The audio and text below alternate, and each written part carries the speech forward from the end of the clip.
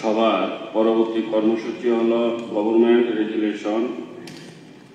রেজুলেশনটি গত 8 জানুয়ারি 2024 ইংরেজি তারিখে অর্থ দপ্তরের ভারপ্রাপ্ত মাননীয় মন্ত্রী সভায় উত্থাপন করেছিলেন।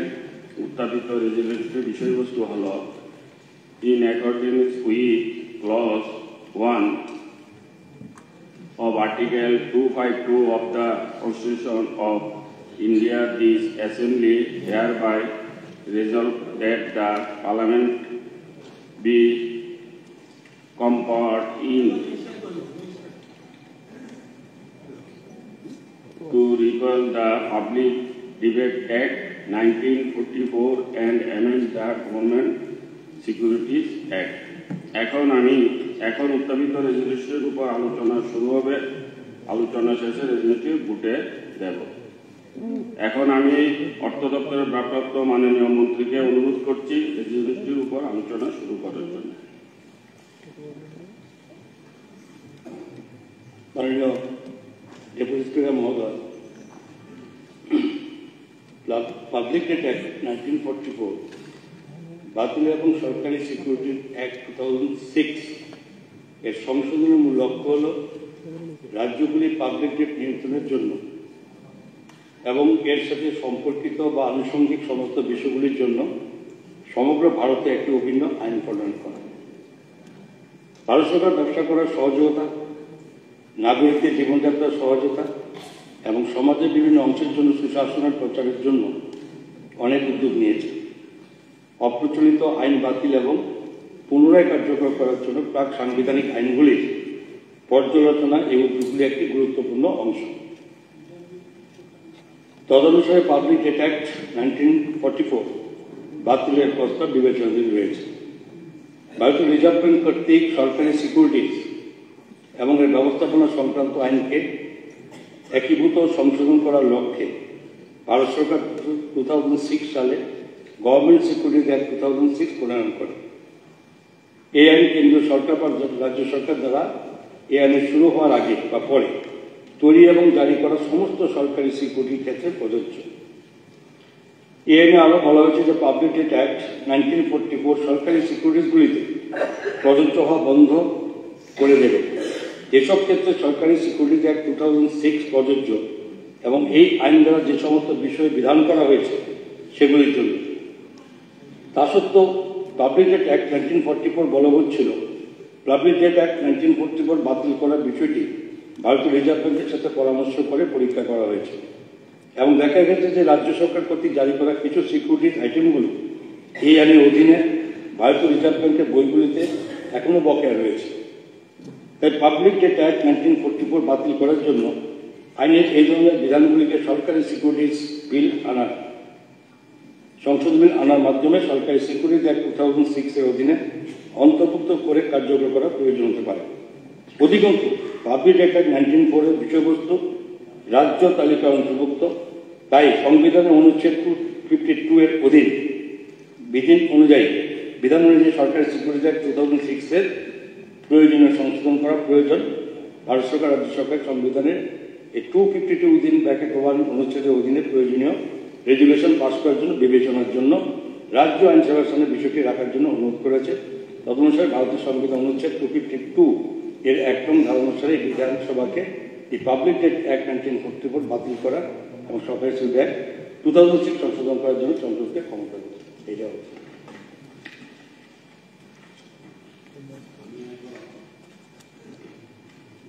আমি এখন অর্থ দপ্তরের ভারপ্রাপ্ত মাননীয় মন্ত্রী কর্তৃক উত্থাপিত রেজুলেশনটি ভোটে দিচ্ছি।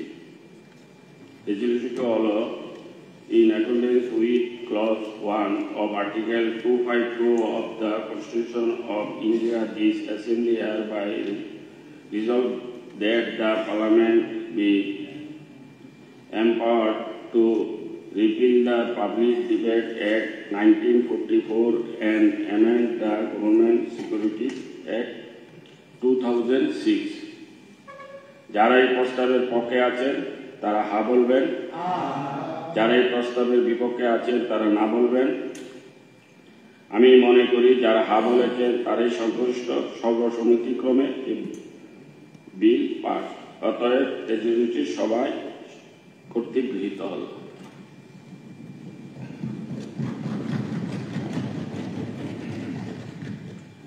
মাননীয় সদস্যগণ, সভার পরবর্তী কর্মসূচি হল গত 5 জানুয়ারি 2024 তারিখে মাননীয় রাজ্যপাল মহোদয় এই সভায় যে ভাষণ প্রদান করেছেন তার উপর আনিত ধন্যবাদসূচক প্রস্তাবের উপর আলোচনা। আমি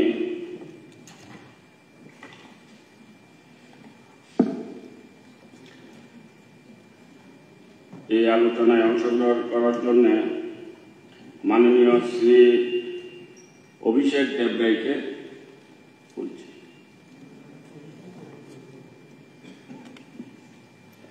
মাননীয় উপাধ্যক্ষ মহোদয়, গত 5 জানুয়ারি মহামান্য রাজ্যপাল যে বক্তব্য সদনে পেশ করেছেন তার সমর্থনে আমি আমার বক্তব্য রাখছি। আমার বক্তব্যে ধন্যবাদ দেওয়া হয়েছে এবং আমাদের ভারতবর্ষ মঙ্গলে যেতে যে সক্ষম হয়েছে সেটাকে উত্থাপন করা হয়েছে। আমরা যে মঙ্গল গ্রহে পাড়ি দিয়েছি তার জন্য আমাদের খরচ হয়েছে 615 কোটি টাকা, কিন্তু রাশিয়া 16,000 কোটি টাকা খরচ করেও তারা সফল মঙ্গলযান পাড়ি দিতে পারেনি। এটা কেন সম্ভব হয়েছে? চন্দ্রযান। এটা কেন সম্ভব হয়েছে? মোদিজির যে সিদ্ধান্ত যে make in India, made in India, যার ফলে আমরা এত কম খরচে সেটা করতে পেরেছি এবং অন্যান্য দেশগুলো অনেক টাকা খরচ করেও সেটা করতে পারছে না। আজকে আমাদের সেন্সেক্স 71,325 পয়েন্ট হয়েছে, যেটা আমরা হয়তো কোনোদিন আশাও করিনি। এটা প্রমাণ করে যে ভারতবর্ষ অর্থনৈতিকভাবে মজবুত বিশ্বের অন্যান্য দেশগুলোর তুলনায়। এটা কেন সম্ভব হচ্ছে? তার কারণ আমরা অনেকে আইফোন ইউজ করি। আইফোন কোথায় তৈরি হতো? সেটা তৈরি হতো আমেরিকাতে। এখানে এসে তারা ব্যবসা করতো। ভারতবর্ষ অনেক বড় বাজার। মোদিজি বলেছেন যে যদি এখানে ব্যবসা করতে হয় তাহলে এখানে তোমাদের কোম্পানি খুলতে হবে এবং আমাদের make in India, made in India হতে হবে। যার ফলে আমাদের এখানে প্রচুর কর্মসংস্থান হয়েছে।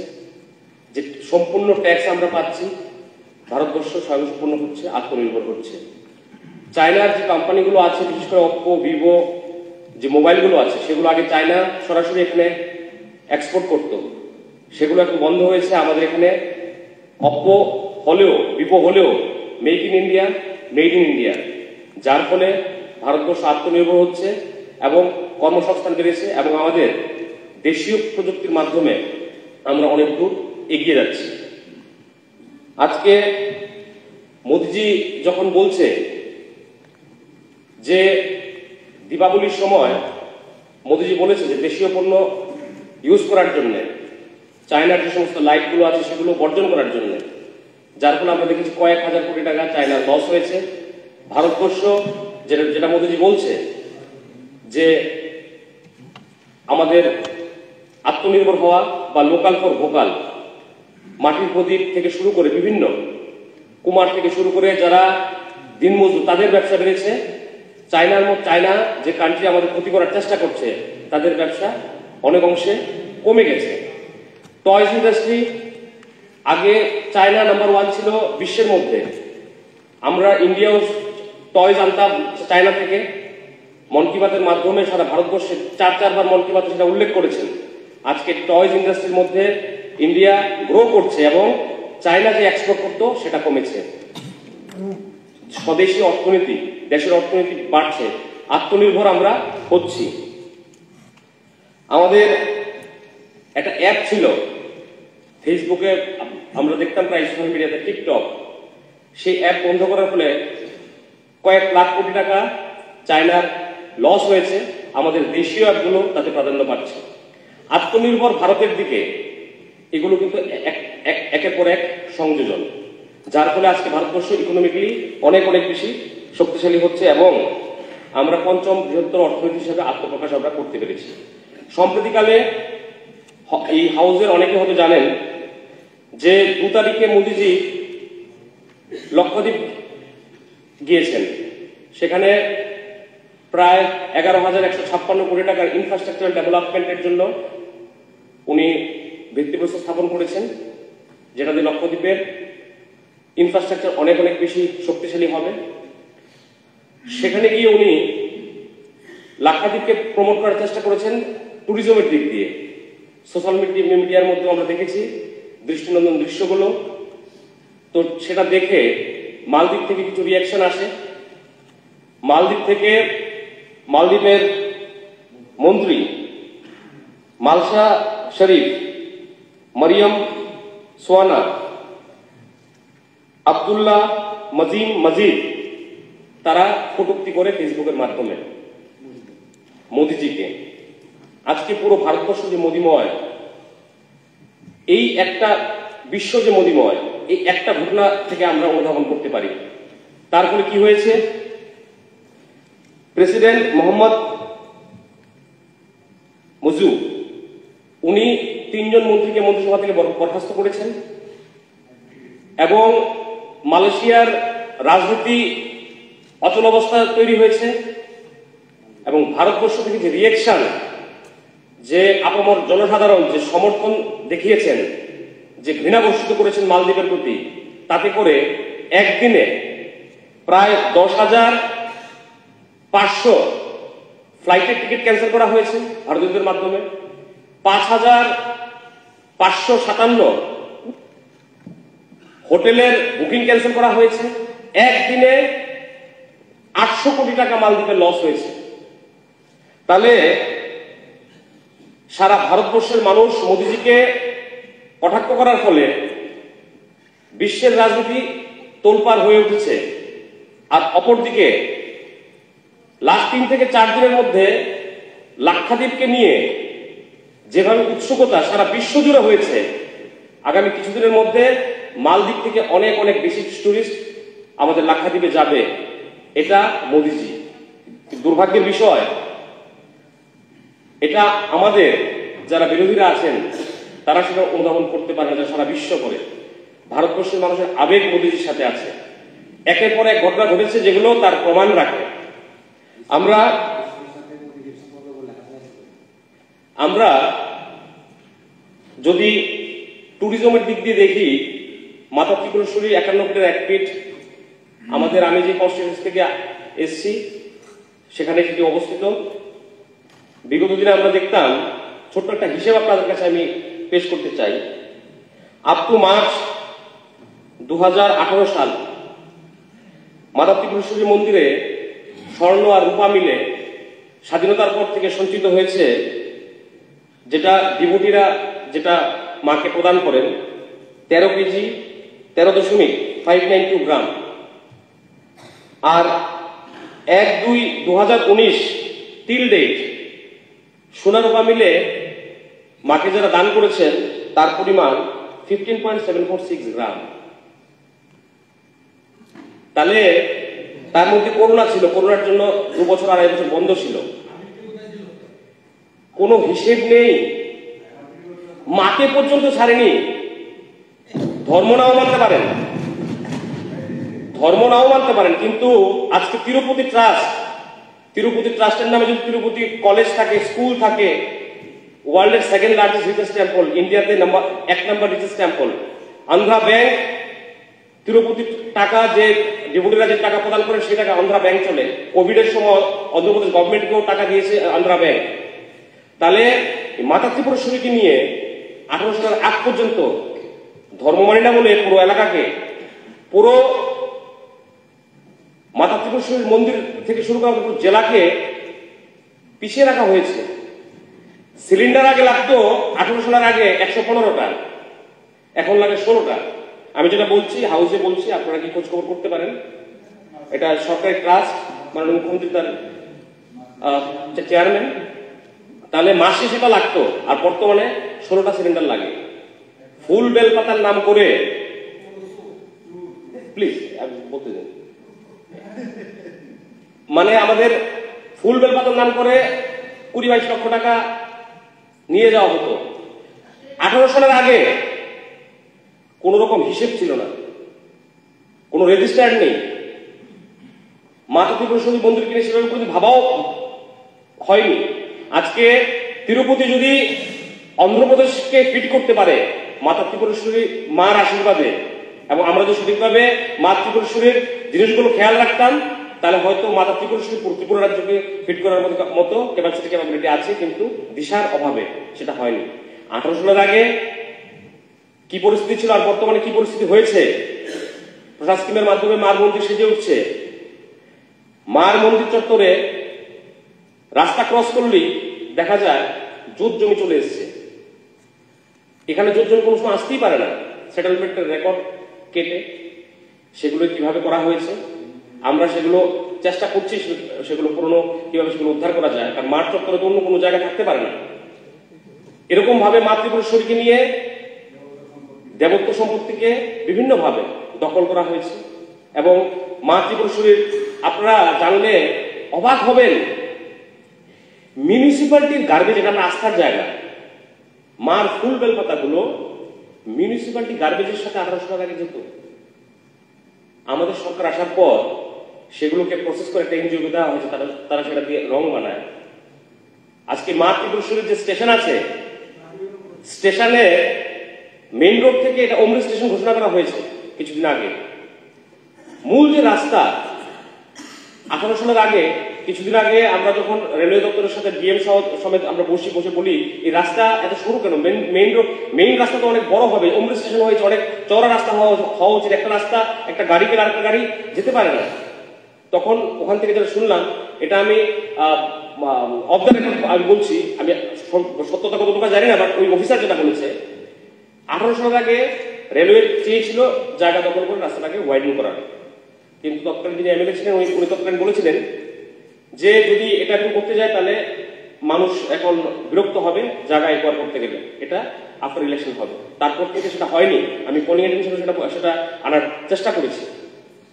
আজকে আমাদের উদয়পুরের উপর দিয়ে যেতে হয়, মাতা ত্রিপুরেশ্বরী মন্দিরে গেলে যখনই আমাদের অনেক সিনিয়র আমার পিতৃতুল্য মাননীয় জিতেনবাবু উনি বলেছেন যে যখনই কেউ ত্রিপুরা রাজ্যে আসে মাতা ত্রিপুরেশ্বরী মন্দিরে যায়, ওরা অ্যাডমিট করেন, কিন্তু এই জায়গার ডেভেলপমেন্টের জন্য কি কোনো কিছু করার ছিল না?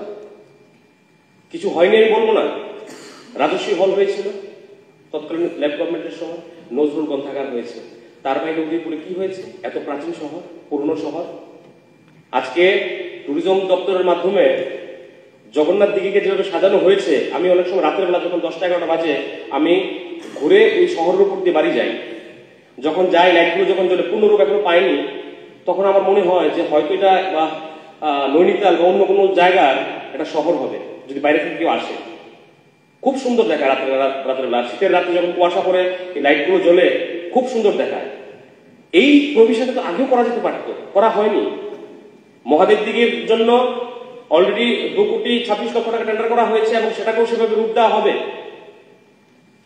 আমাদের মন্দির সরোবর নগরী উদয়পুর, মাতা ত্রিপুরেশ্বরী মন্দিরে যদি আমরা আসি, আমাদের পুরো একদিন যদি স্পেন্ড করতে হয় তাহলে সাবস্টিটিউট আমাদের আরো ট্যুরিজমের দিকে আমাদের নজর দেওয়া উচিত, এবং সেটা কিন্তু বর্তমান সরকার দিচ্ছে। বিগত দিনে সেরকম কোনো পরিকল্পনা ছিল না। আজকে আমাদের ধনীসাগর আছে, তাকে নিয়ে পরিকল্পনা আছে।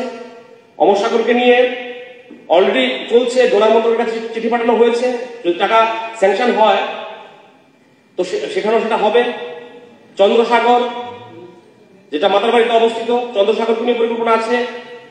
মাননীয় ট্যুরিজম মিনিস্টারের সাথে আমি কথা বলেছি, মাননীয় অর্থমন্ত্রীর সাথে আমি কথা বলেছি, প্ল্যান প্রোগ্রামে সেগুলো আছে।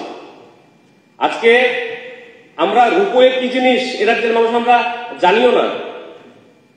কিন্তু মাতা ত্রিপুরেশ্বরী আমাদের রেলওয়ে স্টেশন থেকে মাতা ত্রিপুরেশ্বরীর মন্দির পর্যন্ত রোপওয়ে, মহারানী থেকে ছবিমোড়া পর্যন্ত রোপওয়ে, আমাদের মানে জম্মু থেকে ব্যাটলিং শিপ যাওয়ার জন্য যে দৃশ্য আছে সেগুলো দেখার জন্য রোপওয়ে, সেগুলো অলরেডি স্যাংশন হয়েছে। তো এগুলো কি ট্যুরিজমের ক্ষেত্রে সহায়ক না? এগুলো কি উন্নয়ন না? এগুলো কি আর সুশাসনের পর্বে পড়ে না? আজকে ছবিমোড়া এত সুন্দর জায়গা 18 আগে তো কেউ জানতোই না। কিভাবে জানবে? আমরা গেছি অনেকবার, রাস্তাই তো ছিল না। আমাদের সরকার আসার পর কয়েক কোটি টাকা খরচ করে রাস্তা করা হয়েছে, সেখানে 25 কোটি টাকা ওয়াইডিং রাস্তা, দেখলে মন জুড়ে যায়। এবং আমাদের ছবিমোড়া থেকে ওই সাইডটা আমাদের বাগমা বিধানসভা অন্তর্গত, ওখানে একটা রূপওয়ে কিভাবে বানানো যায় সেটার পরিকল্পনা চলছে। আজকে আমাদের ডুম্বুরের কথা আমরা অনেক সময় বলি, ডুম্বুর যাওয়ার জন্য কি রাস্তা ছিল? 52 কোটি টাকা খরচ করে রাস্তা ওয়াইডিং করা হয়েছে, সেখানে লগঘাট তৈরি করা হয়েছে। ডুম্বুরে গিয়ে রাত্রি যাপন করা যেতে পারে। আমার কেরালা থেকে কিছু বন্ধু এসেছিল, কিছু জায়গায় আমি সেখানে যাই। ওরা বলে কোলাম্পো এলএফপি, অনেকেই জানবেন হয়তো, যারা আমাদের বামপন্থী বন্ধুরা আছে তারা প্রায় সময় কেরল বলেন। তো এটা এত সুন্দর একটা ব্যাকওয়াটার জার্নি, যেটা বলে যারা যারা ওখানে গেছেন তারা সেটা বুঝবেন। সেটা ডুম্বুরের সাথে তারা সেটা তুলনা করছে। আমাদের নর্থ ইন্ডিয়াতে ছোট ছোট লেকগুলোকে যেভাবে প্রমোট করা হয়, যেভাবে বলা হয়, আমরা যখন যাই সেখানে নৈনিতালেও আছে, উত্তরাখণ্ডে আছে ছোট ছোট লেক, সেগুলোকে শুধুমাত্র লাইট ফাইট দিয়ে কিছু সাজিয়ে তারা বলে কত সুন্দর, কত টুরিস্ট সেখানে যায়। আর ডুম্বুরের মতো জায়গা, এটাকে আমরা এক্সপ্লোরই করতে পারলাম না এত বছর হলো। এর জন্য কে দায়ী? সেখানে কি রাত্রি যেমন একটা সময় উগ্রপন্থা যখন সেখানে যাওয়া যেত না? উগ্রপন্থা কেন হয়েছে, কারা তার জন্য ছিল, আমি সেদিকে যাব না।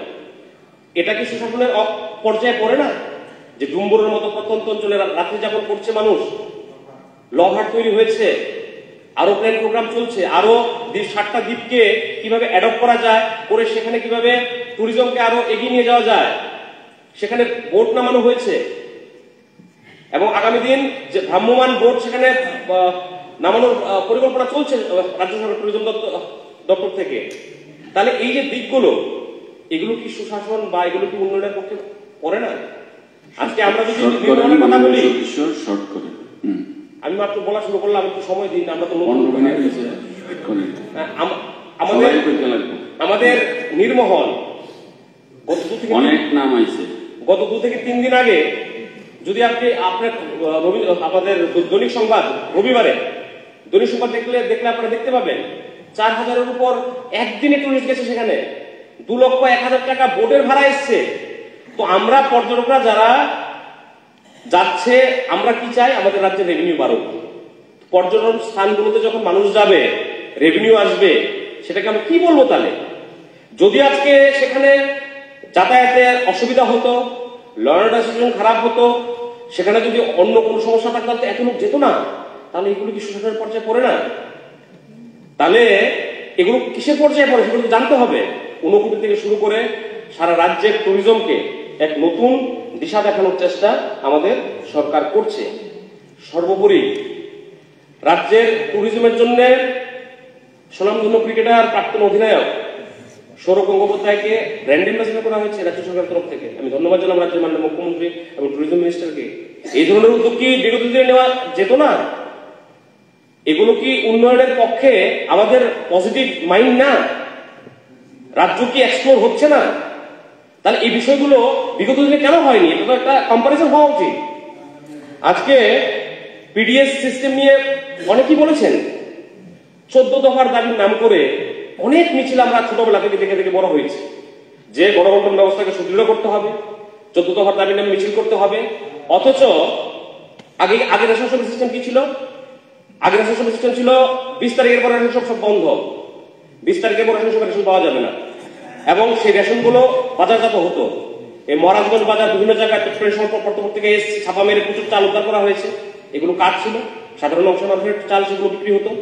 আমরা যদি দেখি আমাদের জনজাতি অঞ্চলগুলোতে রেশন কার্ড বন্ধক রেখে ম্যাক্সিমাম জায়গায় আমাদের সরকার আসার পর 468 রেশন কার্ড আমরা উদ্ধার করেছি কিল্লা থেকে। মাননীয় বিধায়ক এখানে আছে, ডিএম সাহেবকে দিয়ে কিল্লাতে, আর প্রথম শহর থেকে এত কাছে, তাহলে সমস্ত রেশন কার্ডগুলো বন্ধ করে সেখানে আমাদের ব্যবসা করতো, কারা করতো আমি বলতে চাই না। আগের যিনি আমাদের মুখ্যমন্ত্রী ছিলেন উনি যেটা বলেছিলেন যে নিচু স্তরের যারা আছে তারা, আমরা সরকার থেকে গেছিলাম তাদের জন্য, ওই যারা তৈরি হয়েছে বিগত 25 বছরে ওই সমস্ত যারা মানুষ আছে তাদের কথা আমি বলছি। আরেকটা বিষয়, বর্তমানে কি রেশন ব্যবস্থা, থাম্ব ইমপ্রেশনের মাধ্যমে রেশন দেওয়া হচ্ছে, একজনের আরেকজন নিতে পারবে না, বলছে বন্ধ হচ্ছে, রাজ্যে খাওয়ার অভাব। আরে খাওয়ার অভাব হলে রেশন কার্ড তো যাদের আছে তার খাওয়ার অভাব কিভাবে হতে পারে? রেশন কার্ড আমরা আমাদের ত্রিপুরা রাজ্যে প্রত্যেকটা হাউজহোল্ডকে রেশন কার্ড দেওয়ার কাজ আমাদের ছিল না, আপনাদের ছিল। তারপরেও যেগুলো বাদ গেছে আমরা চেষ্টা করেছি, হয়তো এক দু জায়গায় বাদ গেলেও থাকতে পারে, সেগুলো আমরা আমাদের জন্য নয়, এবং আমরা চেষ্টা করছি সেগুলো। একজন গিয়ে একজন থাম্ব ইমপ্রেশন থেকে আরেকজন সেখানে রেশন তুলতে পারবে না। One nation one ration card চালু করা হয়েছে। মাসের 31 তারিখ গেলেও আপনি আপনার ন্যায্য মাল আপনারা পাবেন। আপনি যদি উদয়পুরের বাসিন্দা হন, আপনি আগরতলা এসে আপনি রেশন তুলতে পারবেন ওয়ান নেশন ওয়ান রেশন কার্ডের মধ্যে।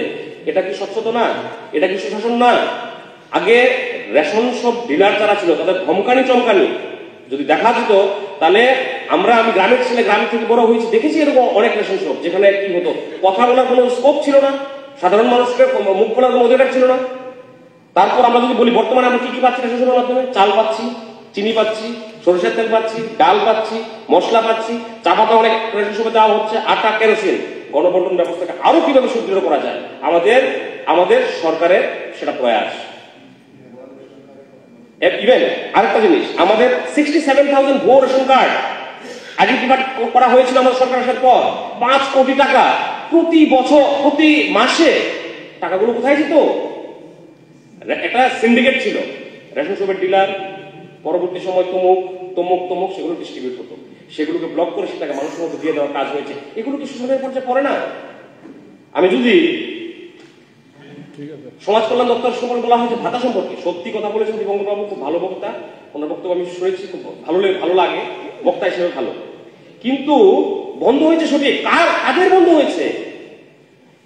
আমাদের সরকার আসার পর সার্ভে হয়েছে, যারা যারা ভাতা প্রাপক তাদের কাগজপত্র জমা দাও। এরকম অনেক গুণী ব্যক্তি পাওয়া গেছে। আমি তমুক জায়গার নেতা, আমার বউ গৃহ পরিচারিকা ভাতা পাচ্ছে, বিধবা না হয়েও বিধবা ভাতা পাচ্ছে। লোকলজ্জার ভয়ে তারা যায়নি, গিয়ে সেগুলো জমা দেয়নি সিডিপি অফিসে। একটা ছোট্ট পার্সেন্টেজ 2 মিনিট, ছোট্ট পার্সেন্টেজ বাদ গেছে। যারা বিত্তশালী, যাদের দরকার নেই, ওই সমস্ত মানুষগুলো বাদ গেছে। পাশাপাশি মিশন বাৎসল্য বলে একটা স্কিম চলছে, সেই স্কিম কি? এই পজিটিভ দিকগুলো কোনোদিনও বলবে না। যাদের মা বাবা নেই, যাদের মা আছে বাবা নেই, বা বাবা আছে মা নেই, তাদেরকে সমাজ কল্যাণ দপ্তরের মাধ্যমে 4,000 টাকা করে দেওয়া হয়। মাননীয় মন্ত্রী মহোদয়ের সাথে কথা বলেছে, আমাদের জেলাতে পুরো সার্ভে আমরা করেছি, সেখানে আমরা একজন বাছিনি যে এই যে গরিব এই মেয়েটা তার মা বাবা নেই, সে বিজেপি করে, কংগ্রেস করে, কোন দল করে। আমরা বেছেছি কি, যারা অসহায় তাদের লিস্ট আমরা তৈরি করেছি, এবং সেটা দেওয়ার জন্য আমরা কথা বলেছি কয়েক দফায়। এভাবে গণবন্টন ব্যবস্থা নিয়ে আমাদের সমাজ কল্যাণ দপ্তর নিয়ে অনেক কথা বলা হয়েছে। ভাতা নিয়ে রাজনগরে পত্রিকা প্রকাশিত হয়েছে, ছেলেকে মেয়ে বানিয়ে ভাতা। মরে গেছে যখন আমাদের ডাইরেক্ট ট্রান্সফার শুরু হয়নি, মৃত ব্যক্তির নামে ভাতা উঠেছে, সেগুলো পেপারে এসছে, দৈনিক সংবাদে এসছে। তাহলে এগুলোকে কি বলবেন? বর্তমানের যুগে যেটা চলছে এটা সুশাসন না তো ওটা কি ছিল? সুশাসনের কথা, সুশাসন চলছে না, এটা কারা বলছে? দুঃশাসন। এটা কি মানা যায় নাকি? আমি যদি বলি আপনাকে, কর্তব্য পরায়ণতা, এটা কে শিখিয়েছে? মোদীজি আমাদের শিখিয়েছে। কিভাবে শিখিয়েছে মোদীজি আমাদের? আমাদের মা বাবা জন্ম দিয়েছে, তো আমাকে বাইক কিনে দিতে হবে, মা বাবার এটা করা উচিত। আমরা এখানে সরকার আমাকে এটা দিতে হবে। এই 70 বছর রাজনীতিতে মৌলিক অধিকার সম্পর্কে যথেষ্ট সচেতন হয়েছে, কি লাগবে, কিন্তু ইন রিটার্ন কি দিতে হবে আমাদের? মা বাবার প্রতি ডিউটি কি? সমাজের প্রতি আমাদের কি ডিউটি? আজকে আমরা সানলাইট নিচ্ছি, সূর্যের আলো নিচ্ছি, যেখানে সূর্যের আলো সূর্য ওঠে না, সেখানে তারা বোঝে সূর্যের আলোর মর্ম কি। এই পৃথিবীকে স্বচ্ছ রাখতে হবে। কে বলেছে? মোদীজি বলেছে, গণ আন্দোলনের রূপ নিয়েছে। এই যে বিকশিত ভারত যাত্রা চলছে, পঞ্চায়েত সভার জন্য উন্মুক্ত ছিল? পঞ্চায়েত সভার জন্য উন্মুক্ত ছিল না। আজকে আমাদের সরকার চলে যাচ্ছে বাড়ি বাড়ি, আপনার কোন কোন স্কিমে আপনারা এনলিস্টেড না সেগুলো আপনারা লিস্ট দিন, সেগুলোকে panchayat office, block office, DM office, রাজ্য সরকার, কেন্দ্রীয় সরকারের কাছে যাবে, আগামী কিছুদিনের মধ্যে সেগুলো তারা পাবে। আরেকটা বিষয় বলে আমি শেষ করবো, আরেকটা বিষয় বলে আমি শেষ করে দিচ্ছি। অনেক টাইম হয়ে গেছে। প্রধানমন্ত্রী জন্মন, আমি অবাক, এত বড় একটা স্কিম লঞ্চ হয়েছে প্রধানমন্ত্রী, আমাদের এই হাউসে একজন এই বিষয়টা নিয়ে বললো না। প্রিমিটিভ গ্রুপে যারা আছেন তাদের জন্য 24,000 কোটি টাকার উপরে প্রধানমন্ত্রী সেটা লঞ্চ করেছেন। আমাদের জেলাতে বা আমাদের জেলাতে কোনো 34টা রাস্তা হবে, মাতাবাড়িতে প্রায় 28 কিলোমিটার রাস্তা হবে, সেগুলো সার্ভের কাজ শেষ। তাতে কি হবে, আমাদের প্রধানমন্ত্রী জন্মনে মাল্টিপারপাস সেন্টার হবে জনজাতি অঞ্চলগুলোতে, সেখানে কোথায় কোথায় হবে, যতনবাড়ির টিয়ারে 14টা হবে, হাচুপাড়া মানে মাতারবাড়িতে সেখানে 12টা হবে, অমরপুর টিয়ারে 12টা হবে, এবং সাউথে হবে 17টা।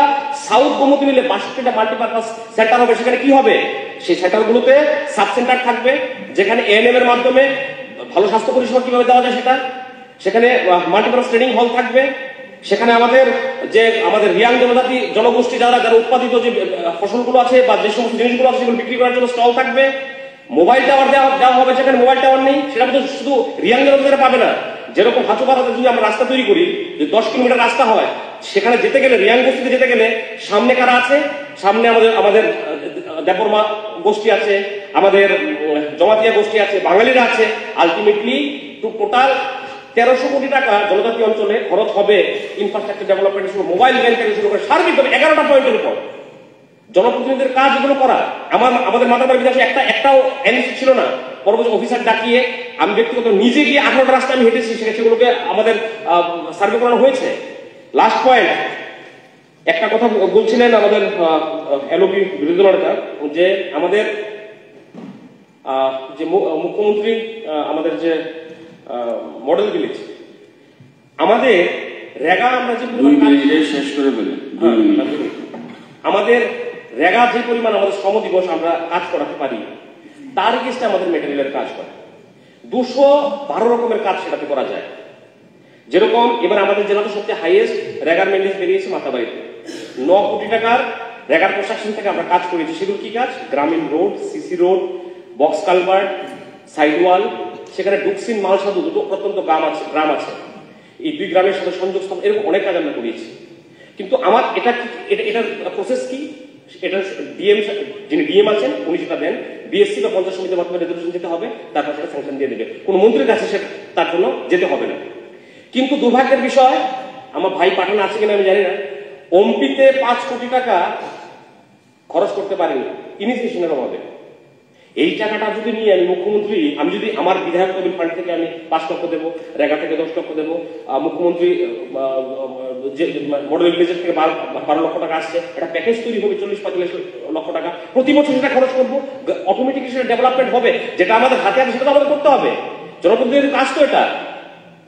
আমরা এই সমস্ত যে কাজগুলো আমাদের আছে, ট্রাইবেল আমাদের একটা গেস্ট হাউস আছে চন্দ্রপুরে, আমাদের একটা ট্রাইবেল হোস্টেল আছে, 19 তারিখে সেখানে আমি ভিজিট করে দেখি সেখানে তাদের থাকার যে ম্যাট্রেস নেই, কম্বল নেই। সেখান থেকে ডিএমও ছিলেন, এডিএম কে আমি বলি যে আপনি একটা চিঠি লিখুন, এই ট্রাইবেল ওয়েলফেয়ার দপ্তরকে আর একটা কপি আমাকে দিন। আর গতকালকে সেই জিনিসপত্রগুলো পৌঁছে গেছে, মাননীয় মন্ত্রী মহোদয়কে আমি বলিনি, সিস্টেম আছে, সিস্টেমে গেলেই হয়, রাজ্য সরকার দেওয়ার জন্য বসে আছে। এই জিনিসগুলো আমাদের দেখতে হবে। এবং আমি সবাইকে বলবো, পজিটিভ মাইন্ড নিয়ে কাজ করলে অনেক কিছু করার আছে, অনেক উপস্থান কাজ করলেই তো আমাদের ত্রুটি আসবে। কিন্তু সবাই একজোট হয়ে এখানে 2 মিনিটে সব রং পরিবর্তন হয়ে যায়। আমরা তো গ্রামের ছেলে, ইমোশন বেশি, আমরা ইমোশন নিয়ে রাজনীতি করি। তো ধর্ম মানে কি, ধর্ম মানে ইমোশন মানে কি, পাপপূর্ণ আমাদের আছে, আমরা চিন্তা করি পড়াশোনা করতে গেলে একবার, আরে এটা কি হবে, এটা তো আমি ধর্ম মানি না। যারা মানে না তারা মানে না, ইমোশন তাদের মধ্যে নেই, তারা যখন যেটা করার তখন সেটা করে রাজনীতির স্বার্থে। আমরা ভারতীয় জনতা পার্টি সেবার মধ্যে, আমরা সেবাহী সংগঠন, সেবার মাধ্যমে সংগঠন আমাদের দল শিখিয়েছে, আমাদের নরেন্দ্র মোদী শিখিয়েছে, সেই উদ্দেশ্যে আমরা হাঁটতে চাই। আমি আমার বক্তব্য দীর্ঘায়িত করবো না, আমি সম্পূর্ণ সমর্থন জানিয়ে আমার বক্তব্য এখানে রাখছি। নমস্কার, ধন্যবাদ।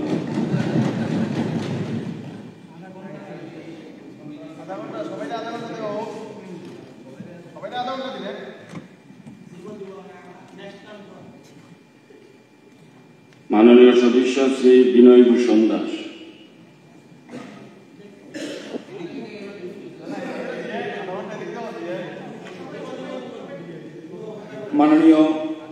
উপাধ্যক্ষ মহোদয়। শর্টকাটে 10 মিনিটের মধ্যে চেষ্টা করেন, এটা আমার রিকোয়েস্ট। ঠিক আছে। গত 5 তারিখে মহামহিম ত্রিপুরা রাজ্যপাল যে বক্তব্য রেখেছেন তাকে পূর্ণ সমর্থন জানিয়ে আমার বক্তব্য পেশ করছি। মাননীয় রাজ্যপাল যে বক্তব্য রেখেছেন তা অত্যন্ত বাস্তবমুখী এবং যা বলেছেন সব সত্য। এবং আমি যা দেখছি এখানে যারা আমরা সদস্যরা রয়েছি আলটিমেটলি আমরা এটা সাপোর্ট করে ফেলছি, কারণ যারা অ্যামেন্ডমেন্ট এনেছেন এখানে ডিলিশনের কোনো কথা নাই,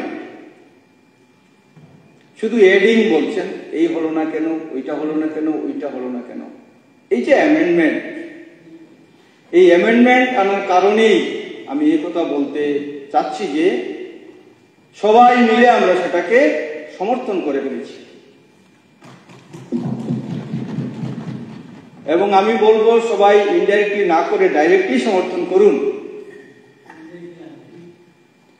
1 থেকে 92 যে কলামগুলি আছে এখানে আমরা 90 নম্বরে যদি যাই, 90, উনি কি বলছেন?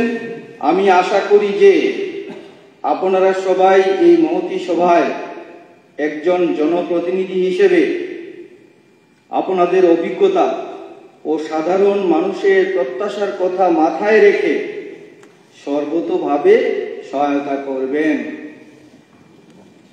তাই যদি হয় তাহলে মানুষের প্রত্যাশা কি এটা ভাবতে হবে আমাদের, এবং আমাদের কি করণীয় আছে মানুষের জন্য।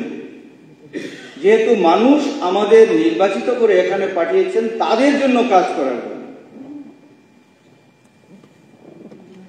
ভারতের যশস্বী প্রধানমন্ত্রী শ্রী নরেন্দ্র মোদীজির প্রদর্শিত উন্নয়নের দিশায় এবং আমাদের মাননীয় মুখ্যমন্ত্রী প্রফেসর ডক্টর মানিক শাহর নেতৃত্বে আমাদের সরকার কিভাবে চলছে এটাই হলো এই ভাষণের মধ্যে সেটা প্রস্ফুটিত হয়েছে। আমাদের কি করতে হবে? ভগবান আমাদের পৃথিবীতে পাঠিয়েছেন, সবাইকে চলে যেতে হবে। এর মধ্যে যারা ভূমিষ্ঠ হলো, যারা আসলো পৃথিবীতে, তাদের ভূমি নেই। আমরা কি হিসাব করেছি যে আমার বিধানসভাতে কতজন এখনো ভূমিহীন আছে?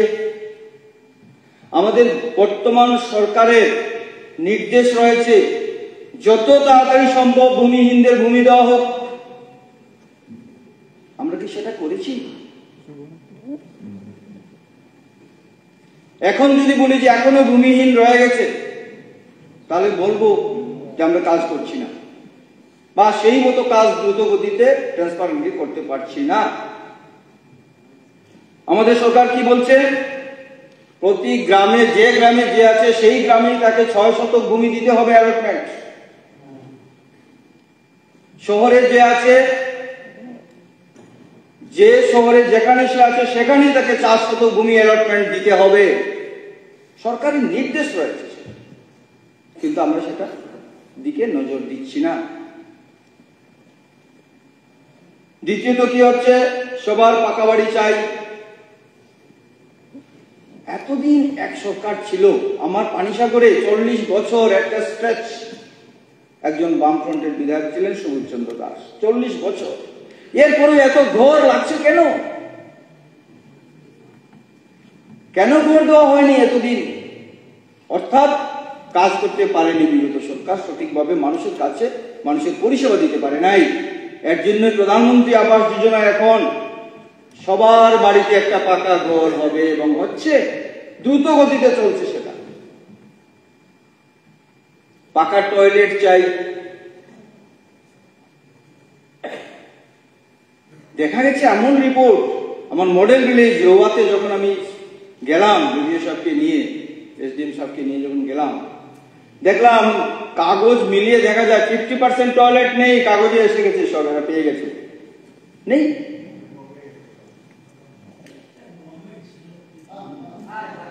এটা দুঃখজনক, এরকম যাতে না হয় এটার প্রতি আমাদের দৃষ্টি দেওয়া উচিত।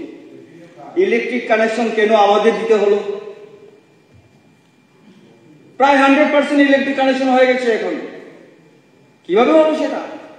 হ্যাঁ, আমরা বলি না যে ডিস্টার্ব হচ্ছে না, ডিস্টার্ব হতে পারে। এমনও দেখা গেছে 10 দিন ধরে কোনো কানেকশন নেই, ডিসকানেক্ট হয়ে গেছে। দেখা গেছে খোঁজ নিয়ে উনি কমপ্লেনই করেন নাই। আমি বাস্তব কথা বলছি। আমি যখন গেলাম সেখানে, গিয়ে বললো, আরে স্যার আমরা তো জানি না সেটা এরকম হয়ে গেছে। কেন? আপনাদেরও তো প্রয়োজন খোঁজ রাখা, আপনারা দেখবেন তো এইগুলি। আমরা বলি সেরকম। পানীয় জল 75% পাইপ লাইনে জল, বিশুদ্ধ পানীয় জল পৌঁছে যাচ্ছে, পৌঁছে গেছে 25%, এর মধ্যে শেষ হয়ে যাবে। প্রচুর টাকা এসেছে, জলের জন্য অভাব নাই। সময় তো লাগবে, সময় তো দিতেই হবে। আপনারা তো কমপ্লেন করবেন, ভালো। আপনারা যদি বিরোধী বেঞ্চ যদি প্রতিবাদ না করেন, সংশোধন কিভাবে হবে? এটা হওয়ার দরকার। কিন্তু নেগেটিভ থেকে পজিটিভিটি দিকে আসতে হবে। যেমন আমি গতকালও বলেছি, আমাদের অনিমেষ তাকে বলেছি, বিরোধী দল, আপনি খুব ভালো বলেন, কারণ আপনার নেগেটিভ থেকে আপনি পজিটিভে আসছেন। যেমন সঞ্জয় মানিক ত্রিপুরা, আমার অনারেবল মেম্বার, গতকালকে যে বক্তব্য এখানে মন দিয়ে শুনছিলাম, কি সুন্দরভাবে বলছেন, সবকা সাথ সবকা বিকাশ, সবার মঙ্গল, সবার মঙ্গলের জন্য সবাই মিলেমিশে কাজ করা প্রয়োজন উনি বলেছিলেন গতদিন। খুব ভালো লেগেছে আমার।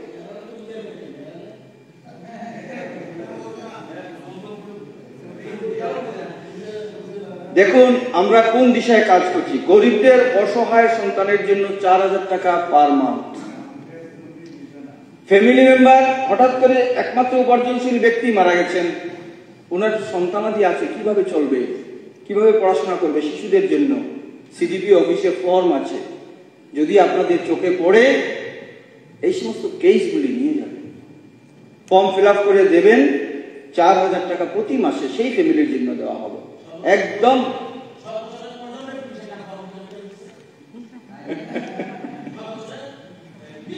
এগুলি করার দরকার আমাদের। আমি একদম ছোট ছোট জিনিস যেগুলি,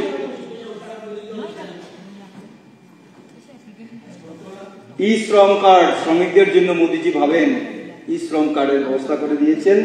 নির্মাণ শ্রমিক কল্যাণ পর্ষদ, বিওসি ওয়ার্কার্স ওয়েলফেয়ার বোর্ড, যারা রাজমিস্ত্রি, কাঠ মিস্ত্রি, গ্রিল মিস্ত্রি, রং মিস্ত্রি যারা কাজ করে, তাদের নির্মাণ শ্রমিক বলা হয়। এই বিওসি ওয়ার্কার্স ওয়েলফেয়ার বোর্ডে আমি দীর্ঘদিন চেয়ারম্যান ছিলাম। আমরা কি করেছি জানেন? নির্মাণ শ্রমিকের রেজিস্ট্রেশনের কাজ এখনো কিন্তু চলছে। আমার অনুরোধ থাকবে, কেউ যাতে একজন নির্মাণ শ্রমিককেও না ছাড়েন যে তার রেজিস্ট্রেশন হয়নি। স্টুডেন্টদের ছেলে মেয়ের পড়াশোনার জন্য ক্লাস 1-এ 1800 টাকা থেকে কলেজ পর্যন্ত 20,000 টাকা পার ইয়ার আমার বোর্ড থেকে দেওয়া হবে। বাবা যায়, শুধু একটা রেজিস্ট্রেশন প্রয়োজন। তার মেয়ের বিয়ের সময় 50,000 টাকা দেওয়া হচ্ছে। এগুলি জানার দরকার, এগুলি নিয়ে কাজ করার দরকার আমাদের। উনার ট্রিটমেন্টের জন্য, নির্মাণ শ্রমিকের ট্রিটমেন্টের জন্য আয়ুষ্মান কার্ড 5 লক্ষ টাকা আমাদের বোর্ড থেকে সেটা দিবে, সেটা দিচ্ছে, হেলথ ডিপার্টমেন্ট নয়। আমাদের বোর্ড থেকে 5 লাখ টাকা চিকিৎসার জন্য দিচ্ছে। তারপর উনি যখন রিটায়ারমেন্টে চলে যাবেন, সামাজিক ভাতা সব বিল আমরা পাস করেছি আসার পরে। উনার মারা গেলে পরে ক্রিমেশনের জন্য 10,000 টাকা দেওয়া হবে। উনি মারা যান, একমাত্র উপার্জনশীল ব্যক্তি, তার ফ্যামিলি চলছে না, 2 লক্ষ টাকা দেওয়া হবে। অ্যাক্সিডেন্টে মারা গেলে 4 লক্ষ টাকা দেওয়া। অনেক আর অনেক কিছু আছে। নির্মাণ শ্রমিক এত বড় বিল্ডিং তৈরি করে, তার ঘর নাই, প্রধানমন্ত্রী আবাস যোজনা যে ঘর দেওয়া হচ্ছে সংকুলন হচ্ছে না, ফ্যামিলি মেম্বার বেশি, 3.5% ইন্টারেস্টে তাকে লোন দেওয়া হবে। বাকি 6.5% যেটা হাউস বিল্ডিং লোনের আমাদের বোর্ড সেটা বিয়ার করবে। আমাদের অনারেবল মিনিস্টার রয়েছেন। আমরা সব সময় শুধু একদম নিচে যারা একদম গরিব অন্তোদয় পর্যন্ত আমরা ধ্যান রাখছি, খেয়াল রাখছি। মোদী এটা আমাদের নির্দেশ দিচ্ছেন, যেটা চালাচ্ছেন, সেই দিশাতেই আমরা চলছি। সামাজিক ভাতা, সোশ্যাল পেনশন 700 টাকা দিতেন, তাও ক্যাশ। মাসিমা, আপনার জন্য 700 টাকা ভাতা এসেছে, আমি তো দূর থেকে এসেছি, পেট্রোলের খরচ আছে না, 200 টাকা রেখে দিই। মাসিমা তো খুশি, 500 টাকা পেয়েছেন। তারপর নাতিরা দেখেছে, দেখে বলছে, ঠাম্মা এটা কি, তুমি 500 টাকা কোথায় পেয়েছো, আমাকে দিয়ে দাও। এরকম হতো। এখন ডাইরেক্ট অ্যাকাউন্টে 2000 টাকা ঢুকে যাচ্ছে, 700 থেকে 2000 অ্যাকাউন্টে চলে যাচ্ছে, কেউ খবরই পাচ্ছে না। উনি সময় মতো সেটা উইথড্র করে কাজে ব্যবহার করছেন। আরো নতুন দেওয়া হবে প্রায় 30,000-এর মতো হয়ে গেছে, দেওয়া হয়ে গেছে। নির্মাণ শ্রমিকদের জন্য আমরা এ পর্যন্ত গত বছরে 5.5 কোটি টাকা পেমেন্ট করেছি, আপনারা মিলিয়ে নেবেন সেটা। কৃষি সম্মান নিধি ছিল আপনাদের সময় 6,000 টাকা। কৃষক বলতে আপনারা পাগল হয়ে যান, কি করেছেন? 6,000 টাকা বছরে আসছে কৃষি সম্মান নিধি। 21 টাকা 83 পয়সা রেটে পার কিলো ধান ক্রয় করছে সরকার, আমাদের সরকার। কৃষকরা উপকৃত হচ্ছে। কৃষকদের জন্য অনেক বলার আছে, বললে সময় পাওয়া যাবে না। অধ্যক্ষ মহোদয় আমাকে সময় একদম বেঁধে দিয়েছেন। রেশন, বিপিএল রেশন, চা ফ্রি আরো 5 বছর পর্যন্ত। কোনোদিন ছিল নাকি এটা ভারতবর্ষে? নজির ছিল? তো মোদীকে কালাগাল পারেন আপনারা, মোদী এই করছে ওই করছে, বিদেশে গিয়ে বলেন দেশ শেষ করে দিচ্ছে, নষ্ট হয়ে যাচ্ছে, এটা দেখেন না আপনারা। তারপর health department, Ayushman card, 5 lakh টাকা ফ্রি ট্রিটমেন্ট। সিবিএসই প্যাটার্নে 125টি বিদ্যাজ্যোতি স্কুল ইংলিশ মিডিয়ামে চলছে। আমার এখানে 2টা ছিল, 2টা আছে আমার সিবিএসই প্যাটার্নে বিদ্যাজ্যোতি প্রকল্পে স্কুল, একটা দামছড়াতে, এডিসিতে, একটা প্লেন্সে, পানিসাগর। 40 বছর ধরে এই হায়ার সেকেন্ডারি স্কুলগুলিতে স্টুডেন্টরা পাস করে করে, কেউ আগরতলা, কেউ কৈলাসহর, কেউ ধর্মনগর, তারপরে পাওয়া যায় না, এগুলি সিট পাওয়া যায় না। 40 বছর একজন বিধায়ক ছিলেন, কলেজ আর ডিগ্রি কলেজ আর হয় নাই। আমরা আসার পরে সাথে সাথেই আমাদের এডুকেশন মিনিস্টার, প্রাক্তন এডুকেশন মিনিস্টার বলার পরে সাথে সাথেই ডিগ্রি কলেজ পানিসাগর হয়ে গেছে, ডিগ্রি কলেজ হয়ে গেছে। নতুন বিল্ডিং এর কাজ শুরু হবে। আসলে পানিসাগরে যা হয়েছে না, আমি নিজেই এর জন্য গর্বিত। পানিসাগরে যা আছে, সেন্ট্রাল স্কুল পানিসাগরে আছে, স্পোর্টস স্কুল আছে, regional college of physical education আছে, সুইমিং পুল আছে, সিনথেটিক ফুটবল ট্র্যাক আছে, ডায়েট কলেজ এইবার শুরু হবে। ডায়েটটা যেটা আমাদের মুখ্যমন্ত্রী একটু আগে মাননীয় মুখ্যমন্ত্রী বলেছেন সেটা। আর তো সাব ডিভিশনাল হসপিটাল আছে, এসডিএম অফিস নিউ বিল্ডিং হয়েছে, ব্লক দুটি রয়েছে, জুডিশিয়াল কোর্ট হচ্ছে পানিসাগরে। আমাদের সরকার স্টেপ নিয়ে নিয়েছে। এসডিপি অফিস রয়েছে, কৃষি বিজ্ঞান কেন্দ্র রয়েছে, ফিশারি ডিপার্টমেন্টের অফিস রয়েছে, সুপারিনটেন্ডেন্ট ডিস্ট্রিক্ট পোল্ট্রি ফার্ম রয়েছে, ডিডব্লিউসি ওয়াটার রিসোর্সের অফিস রয়েছে, electric cremation centre, electric cremation centre Panisagar, যেটা ধর্মনগরে বোধহয় নেই, সেটা হয়েছে। তারপর জাতীয় সড়ক 10টা ত্রিপুরাতে, 6টা কমপ্লিট হয়ে গেছে, 4টার কাজ শুরু হচ্ছে, 10টা। হীরা মডেলে ত্রিপুরা চলছে। রেল যোগাযোগ, মহারাজা বীর বিক্রম বিমানবন্দর, highway, internet way, roadway, airways model complete হয়ে গেছে আমাদের। এছাড়া অনেক বলার ছিল, জিএসটি, সিএ 370 দ্বারা বাতিল করে যেভাবে দেশ বড় হচ্ছে, আমাদের যেটা আসছে, এইগুলি ডিমনিটাইজেশনে উগ্রপন্থী সমস্যার সমাধান হয়েছে। আজকে নেই সেটা, ওনাদের সময় ছিল। অনেক কিছু বাদ দিতে হচ্ছে, কম। শেষ করে আমাদের সরকার একাত্ম মানববাদে বিশ্বাসী, সর্বধর্ম সমন্বয়ে বিশ্বাসী, সবকা সাথ সবকা বিকাশ, সবকা প্রয়াস। আপনাদের সবার প্রয়াস দরকার, প্রচেষ্টার প্রয়োজন দেশকে আরো উন্নত করার জন্য, ডেভেলপমেন্ট করার জন্য। প্রতি ঘরে সুশাসন, এটাকে নিয়ে অনেকে ব্যঙ্গ করছেন কেন? আপনারা মেলাতে যান, দেখেন কি হয়, কি দেওয়া হচ্ছে। সমস্ত ডিপার্টমেন্ট আপনার ভিলেজে পৌঁছে যাচ্ছে, আপনাকে অফিসে যেতে হচ্ছে না।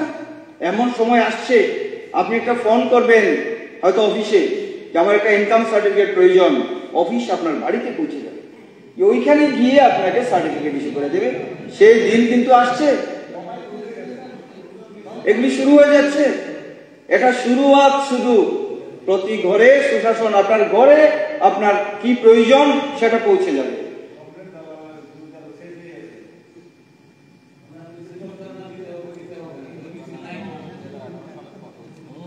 বিনয় বাবু,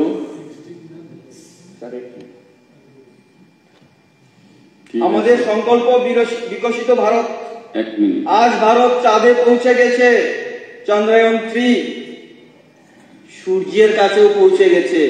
ফটো আসছে একদম কাছে গিয়ে, কি ভালো লাগছে না শুনতে?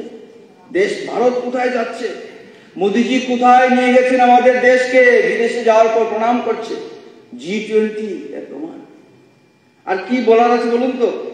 মাননীয় রাজ্যপাল মহোদয়ের ভাষণকে সমর্থন জানিয়ে তাই আমি বলবো, ভারত এখন জগৎ সভায় শ্রেষ্ঠ আসনে আছে।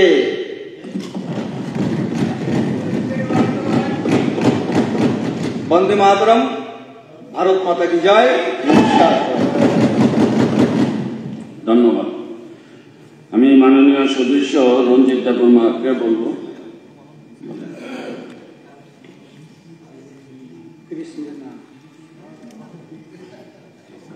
মাননীয় ডেপুটি স্পিকার স্যার, আপনাকে অনেক ধন্যবাদ আমাকে মাননীয় রাজ্যপালের ভাষণের উপর আলোচনা সুযোগ দেওয়ার জন্য। প্রথমে সবাইকে বিশিষ্টকালে থাকাহাম তাই খুলুম্মা।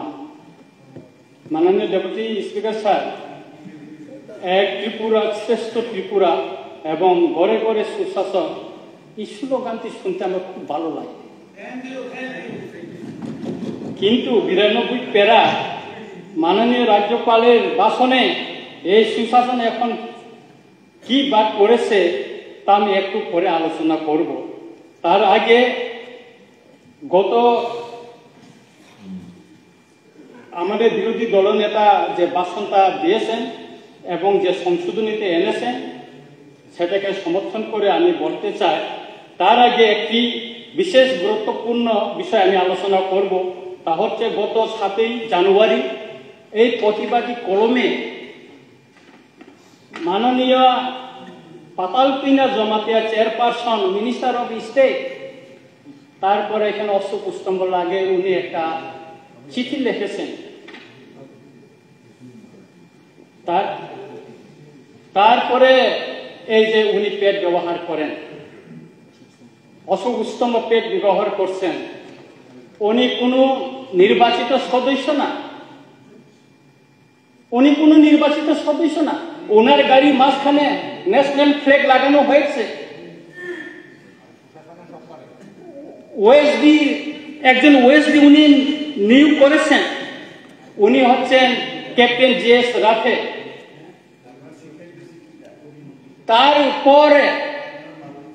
তারপরে আমি আপনাকে বলছি, এটা তো আপনারই শিক্ষক, আপনি তো ওনার অ্যাডভাইজার। তারপর ওনার টিআরপিসিতে মাননীয় ডেপুটি স্পিকার স্যার, ওনার যে টিআরপিসিতে বেতন দিতে পারছে না, সেখানে আন্দোলন চলছে, বেতন দিতে হবে। আর উনি ইংরাজি নববর্ষে সেই অম্পিতে গিয়ে খুব ড্যান্স দিয়েছে, খুব ডিস্কো ড্যান্স দিয়েছে সেখানে। আর ওইদিকে ওনার অফিসে কর্মচারীরা বেতন না পেয়ে আন্দোলন করছে। আমি আপনার মাধ্যমে মাননীয় মুখ্যমন্ত্রীকে জিজ্ঞেস করতে চাই যে একজন টিআরপিসি চেয়ারম্যান এবং যিনি নির্বাচিত বিধানসভার সদস্য না, তিনি অশোক স্তম্ভ লাগিয়ে তিনি পেট করতে পারেন কিনা, বিষয়টা আমি মাননীয় মুখ্যমন্ত্রীর কাছ থেকে জানতে চাই।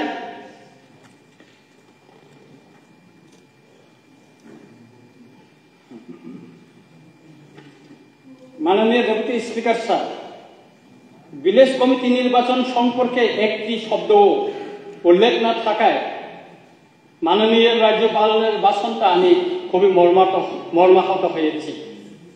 কারণ প্রায় 3 বছর যাবৎ এডিসি এলাকায় 587 ভিলেজ কমিটিতে কোনো নির্বাচিত প্রতিনিধি নেই, যার ফলে প্রতিটি ভিলেজ কমিটিতে বেনিফিশিয়ারি সিলেকশন, রেগার কাজকর্ম বন্টন, প্রশাসনের নানা জিনিসপত্র বিলি নিয়ে লাগাতার জানলে লেগে আছে।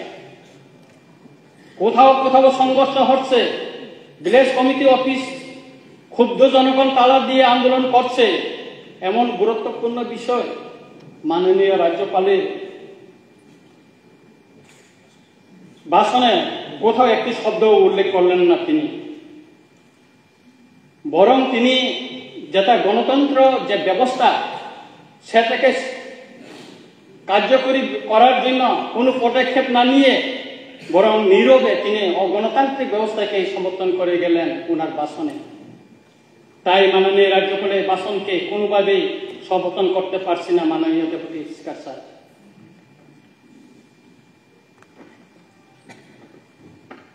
স্যার, তৃতীয় এডিসি এলাকার উন্নয়নকে আরো দ্রুত এবং ত্বরান্বিত করতে এডিসি কাউন্সিল অধিবেশনে বিভিন্ন সময় 28টি বিল পাস করে মাননীয় রাজ্যপাল এবং রাজ্য সরকারের অনুমোদনের জন্য পাঠানো হয়েছিল। এমন কিছু গুরুত্বপূর্ণ বিল রয়েছে গত 9-10 বছর বেশি হয়ে গেছে সেই বিলগুলি অনুমোদন পায়নি। বিষয়টি মাননীয় রাজ্যপাল তার ভাষণে একটি কথা উল্লেখ করেননি, বরং তিনি কৌশলে এড়িয়ে গেছেন। যদি সবকা সাথ সবকা বিকাশ এবং বিশ্বাস হলে কেন 9-10 বছর বিলগুলি ফেলে রাখা হয়েছে তা এডিসি এলাকার জনগণের প্রশ্ন। আমার আরো অবাক লাগছে যে বর্তমান জোট সরকারের অনেক জনজাতি মন্ত্রী এমএলএরাও এই বিষয়ে আজ পর্যন্ত একটি শব্দও উচ্চারণ করেননি। তাই মাননীয় রাজ্যপালের ভাষণ না বলে একে এডিসি এলাকার উন্নয়ন বিরোধী রাজ্য সরকারের ভাষণ বলেই যুক্তিযুক্ত হবে বলে আমি মনে করি। স্যার, আমি এখানে একটা আপনাকে বলছি, কেননা আমার কাছে একটা আছে, তথ্য আছে। আমাদের ট্রেজারি বেঞ্চে মাননীয় বিধায়ক রামপদ জমাতিয়া উনি একটা প্রশ্ন জমা দিয়েছিলেন, রাজ্যের কতগুলি জনজাতি সম্প্রদায় কাস্টমারি ল দ্বারা সরকারি স্বীকৃতি লাভ করেছে এবং কতগুলি বাকি রয়েছে।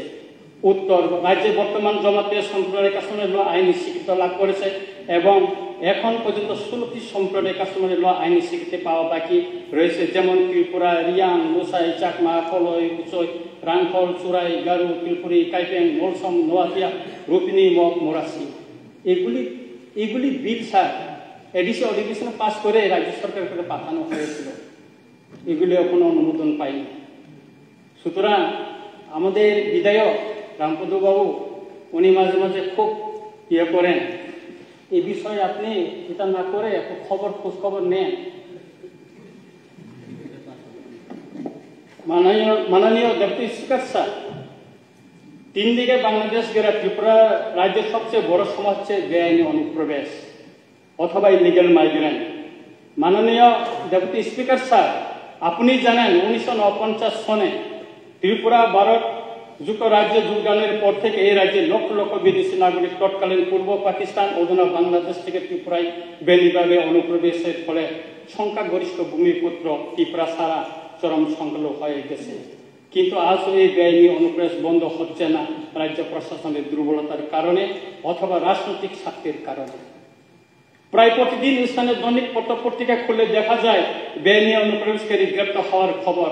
যারা গ্রেপ্তার হয়েছে তাদের খবরে শুধু বাহির হচ্ছে, কিন্তু এর বাহিরে প্রতিদিন আর কত বিদেশি নাগরিক বেআইনিভাবে অনুপ্রবেশ করছে তার কোনো খবর আমাদের জানা নেই। এই গুরুত্বপূর্ণ বিষয়টিও মাননীয় রাজ্যপালের ভাষণে কোথাও উল্লেখ নেই। মাননীয় ডেপুটি স্পিকার স্যার, অপরদিকে সীমান্তে কাঁটাতারে বেড়ে দেওয়ার কাজ এখনো সম্পূর্ণ হয়নি। মোবাইল টাস্ক ফোর্স MTF থাকার পরেও সীমান্তবর্তী এলাকায় রাস্তার চেকপোস্ট বসিয়ে অনুপ্রবেশকারীদের চেক করার কোনো ব্যবস্থা নেওয়া হচ্ছে না।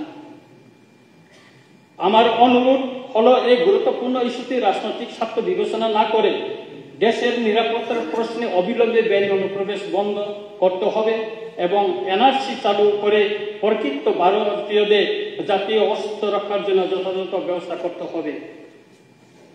সর্বশেষ পত্রিকা আমার কাছে 50টার মতন আমি নিয়ে আছি, এই ট্যাবলেটে আছে, এটা বিধানসভা থেকে দেওয়া হয়েছে। এখানে 50টার উপর আমি পেপার কাটিং করে রেখেছি। সর্বশেষ 3 জানুয়ারি কয়লা শহরে 3 জন রোহিঙ্গা বেআইনিভাবে অনুপ্রবেশ করার খবর কোরিয়া পত্রিকায় বাইর হয়েছে, তার কাটা কেটে।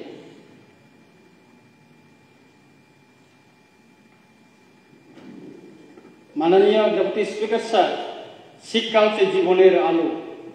শিক্ষা না থাকলে আমরা অন্ধকারে জীবনযাপনের সমান বলে মনে করি। তাই 2018 সনে বিধানসভা নির্বাচন আগে বর্তমান বিজেপি এবং IPP জোট সরকারের নেতা নেত্রী এবং কেন্দ্রীয় মন্ত্রী সহ দলের পর্যবেক্ষকরা প্রতিশ্রুতি দিয়েছিল, যদি বিজেপি IPP জোট সরকার ক্ষমতায় আসে তাহলে প্রতিটি বিধানসভা কেন্দ্রে একটি করে ডিগ্রি কলেজ স্থাপন করা হবে বলে। কিন্তু 5 বছর পেরিয়ে 6 বছর পূর্ণ হতে মাত্র 2টি মাস বাকি রয়েছে। এডিসি এলাকা অথবা ST রিজার্ভ বিধানসভা কেন্দ্রে একটিও কোনো ডিগ্রি কলেজ হয়নি। আমার 24 রামচন্দ্রঘাট বিধানসভা কেন্দ্রে 6টি দ্বাদশ শ্রেণীর বিদ্যালয় রয়েছে। ক্লাস 12 পাস করার পর ওই 6টি স্কুলের ছাত্রছাত্রীরা ডিগ্রি পড়ার জন্য হয় ক্ষয়তে যেতে হয়, নতুবা আগরতলায় আসতে হয়। তাছাড়া ভর্তি নিয়ে নানা সমস্যা, গরিব ছাত্রছাত্রীরা ঘর ভাড়া করে পড়াশোনা করা খুবই কষ্ট হচ্ছে। তাই আমার দাবি রামচন্দ্রঘাট বিধানসভা কেন্দ্রে একটি ডিগ্রি কলেজ করার বিষয়টি মাননীয় মুখ্যমন্ত্রী গুরুত্ব সহকারে বিবেচনার জন্য অনুরোধ রইল।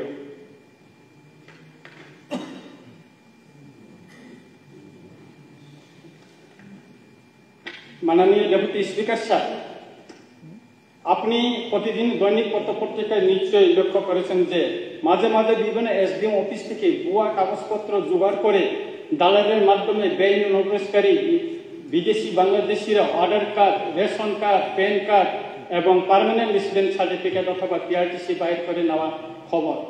শুধু পত্রিকার খবর বাহির হলে আমরা কিছুটা জানতে পারি কি হচ্ছে SDM অফিসগুলিতে। এর বাইরে দৈনন্দিন আর কত ভুয়া কাগজপত্র জোগাড় করে দালালের মাধ্যমে কাগজপত্র করে নিচ্ছে তার কোনো হিসাব নেই। SDM অফিসের কিছু সরকারি কর্মচারীর সহযোগিতায় এমন তা হচ্ছে বলে জনগণের অভিযোগ পত্রপত্রিকায় লেখা হচ্ছে। এই গুরুত্বপূর্ণ বিষয়টিও মাননীয় রাজ্যপালের ভাষণে কোনো উল্লেখ নেই। মাননীয় স্পিকার স্যার, আমার অনুরোধ হলো মাননীয় মুখ্যমন্ত্রীর নিকট বিষয়টি গুরুত্ব হিসেবে বিবেচনা করে যথাযথ ব্যবস্থা নেওয়া, কারণ এর সঙ্গে দেশের নিরাপত্তা এবং জনগণের ভাগ্য নির্ধারণের ক্ষেত্রে রাজনীতি এবং সামাজিক সমস্যা বাড়াতে পারে। শুধু তাই নয়, মাননীয় স্পিকার স্যার, এই ভুয়া কাগজপত্র করে বিদেশে যাওয়ার জন্য ইন্ডিয়ান পাসপোর্ট করে নিচ্ছে বলেও খবর রয়েছে।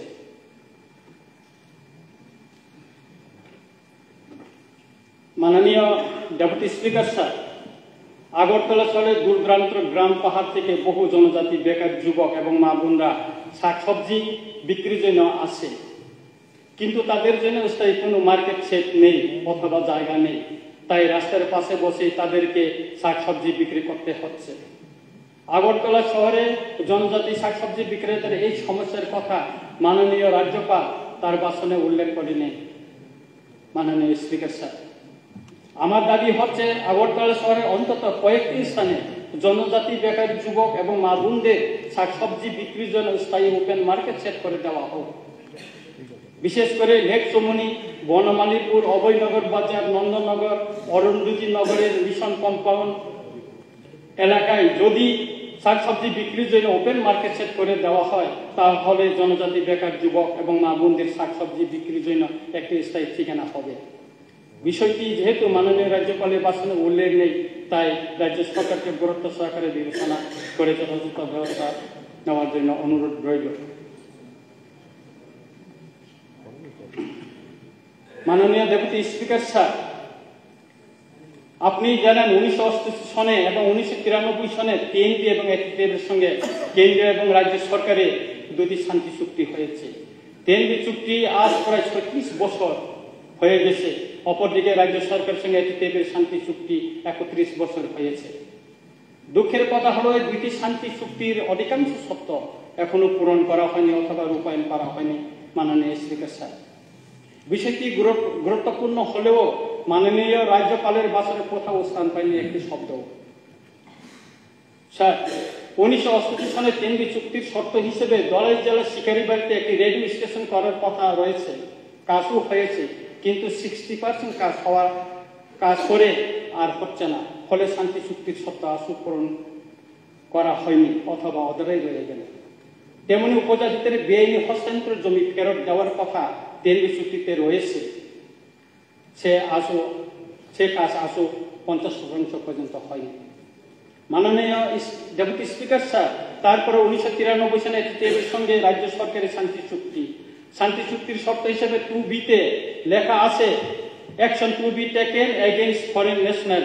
আমি চুক্তির কপিও এখানে নিয়ে এসেছি, যদি প্রয়োজন হয় আমি করতে পারবো। এখানে দুইটি চুক্তির কপি আমি নিয়ে এসেছি স্যার, এখানে আমার কাছে দুইটি চুক্তি কপি আছে। মাননীয় স্পিকার স্যার, কিন্তু আজ পর্যন্ত শান্তি চুক্তির এই শর্ত পূরণের জন্য রাজ্য সরকার কোনো পদক্ষেপ নিয়েছে বলে চোখে পড়ছে না। তেমনি শান্তি চুক্তির 2E-তে উল্লেখ রয়েছে introduction of inner line permit. এই শর্ত পূরণ করার জন্য রাজ্য সরকার কেন্দ্রীয় সরকারের নিকট কোনো প্রপোজাল পাঠিয়েছে কিনা তাও আমরা জানি না। এইভাবে আরো অনেক গুরুত্বপূর্ণ শর্তগুলি এখনো পূরণ করা হয়নি। মাননীয় স্পিকার স্যার, আমার দাবি হচ্ছে, যেহেতু সশস্ত্র বিদ্রোহী গোষ্ঠীর সঙ্গে রাজ্য এবং কেন্দ্রীয় সরকার দীর্ঘ আলোচনার মাধ্যমে শান্তি চুক্তি স্বাক্ষর করেছে এবং শর্তগুলি পূরণ করার জন্য লিখিত প্রতিশ্রুতি দিয়েছে, তাই আমার অনুরোধ হচ্ছে অবিলম্বে এই শান্তি চুক্তির শর্তগুলি পূরণ করা হোক। শুধু তাই নয়, আসাম চুক্তি নয়, ত্রিপুরাতেও NRC চালু করে অবিলম্বে শান্তি চুক্তির শর্ত হিসেবে বেআইনি অনুপ্রবেশকারী বিদেশি নাগরিকদের শনাক্ত করার কাজ শুরু করা হোক। মাননীয় স্পিকার স্যার, শেষ করেন মাননীয় সদস্য। স্যার, অন্য কথা স্যার, আপনি 30 মিনিট 40 মিনিট দেন, আমাকে আর 5 মিনিট দেন স্যার। শেষ করেন, 5 মিনিট না, 2 মিনিটে শেষ করেন। 2 মিনিটে। স্যার, রামচন্দ্রঘাট বিধানসভা কেন্দ্রে রামদয়াল ভিলেজ কমিটির অধীন গঙ্গারাই কৃষা রয়েছে। সারা বছর এই নদীতে জল থাকে। এলাকার মানুষের দাবি হচ্ছে একটি সুইচ গেট করে নদীর জল আটকে শত শত কৃষি জমিতে ধান চাষ করা। বিষয়টি আমি দিশা মিটিং এবং প্রায় প্রতিটি ডিস্ট্রিক্ট মিটিংয়ে তুলেছি। কাজের কাজ কিছু হয়নি। এলাকাবাসীর তরফ থেকেও আমার ফরওয়ার্ডিং নিয়ে মাননীয় উপজাতি কল্যাণ মন্ত্রী সহ কৃষি দপ্তরের কর্মকর্তাদের নিকট বহু দরখাস্ত করেছে বলে আমাকে জানিয়েছেন। বিষয়টি কেউ কোনো গুরুত্ব দিচ্ছে না। তাই মাননীয় মুখ্যমন্ত্রী এবং কৃষিমন্ত্রীর নিকট আমার অনুরোধ হলো বিষয়টি গুরুত্ব সহকারে বিবেচনা করার জন্য। স্যার, বাজারবাড়ি পুলিশ আউটপোস্টকে ফুল প্লেজ পুলিশ স্টেশন ঘোষণা প্রায় 5 মাসের অধিক সময় পেরিয়ে গেছে। একসঙ্গে আরো কয়েকটি যে আউটপোস্টগুলিকে ফুল প্লেজেড পুলিশ স্টেশন ঘোষণা করা হয়েছে, ইতিমধ্যে মাননীয় মুখ্যমন্ত্রীর হাত ধরে উদ্বোধন হয়ে গেছে। সম্প্রতি মাননীয় মুখ্যমন্ত্রী রামচন্দ্রঘাট বিধানসভা কেন্দ্রে পরিদর্শনে গেলে আমার অনুরোধে তিনি বাজারবাড়ি আউটপোস্টে যান এবং সমস্যার কথা শুনেন। শুধু একটি NOC-র জন্য এই আউটপোস্টটি ফুল প্লেজেড পুলিশ স্টেশন উদ্বোধন করা যাচ্ছে না। আমি স্বাস্থ্য দপ্তরের ডাইরেক্টর থেকে পুলিশের DG, SP এবং মাননীয় মুখ্যমন্ত্রী বিষয়টিকে সমাধানের জন্য অনুরোধ করে চিঠি লিখেছি। চিঠি কপি আমার এখানে আছে। চিঠি আমি কপিগুলি নিয়ে আছি এখানে, এগুলি অনেক কপি নিয়ে আছি স্যার, এখানে আমার কাছে কপিগুলি আছে। তাই আমার অনুরোধ হচ্ছে মাননীয় মুখ্যমন্ত্রীর নিকট বিষয়টি গুরুত্ব সহকারে দেখেন এবং অবিলম্বে NOC দিয়ে এগুলি ব্যবস্থা করার জন্য। স্যার, আমার বক্তব্য আপনার কথা মতো শেষ করতেছি। মাননীয় বিরোধী দলনেতা শ্রী অনিমেষ দেবরা মহাশয় এক প্রশ্নের জবাবে 9/1/2024 তারিখে উত্তর দেওয়া হয়েছে তাতে দেখা গেছে ট্রাইবাল ওয়েলফেয়ার ডিপার্টমেন্টে প্রচুর টাকা পড়ে রয়েছে। আমি কপিতে নিয়ে আসছি।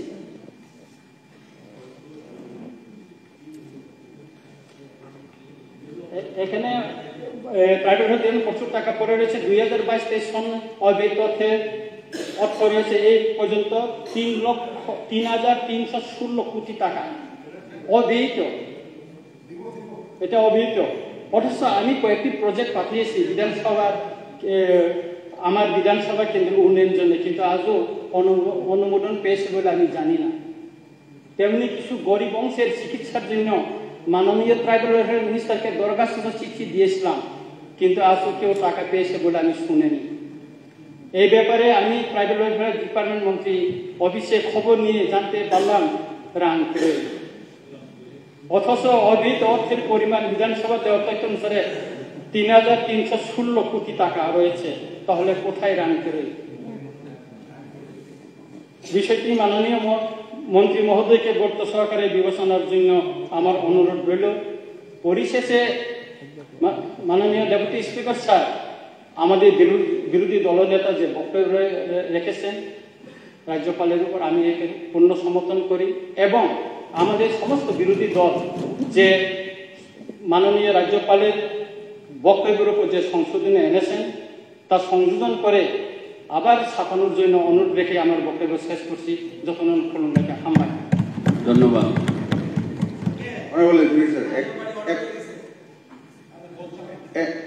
এক মিনিট স্যার, যেহেতু আমাদের যে বিষয়টা উনি রঞ্জিতবাবু যেহেতু কাস্টমারি ল বিষয়ে উঠিয়েছেন, 1 মিনিট আপনার কাছে আমি সময় চেয়ে নিচ্ছি। বিষয়টা হচ্ছে কি, কাস্টমারি ল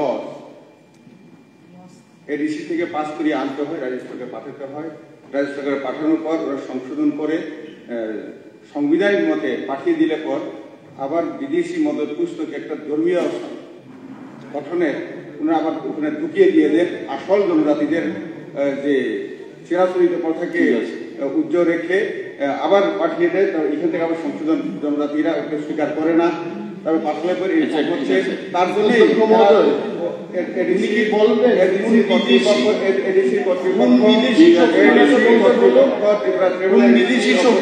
কারণে এই যে কাশ্মীর লড়টা হচ্ছে না, তার জন্য ওনাদেরকে আমি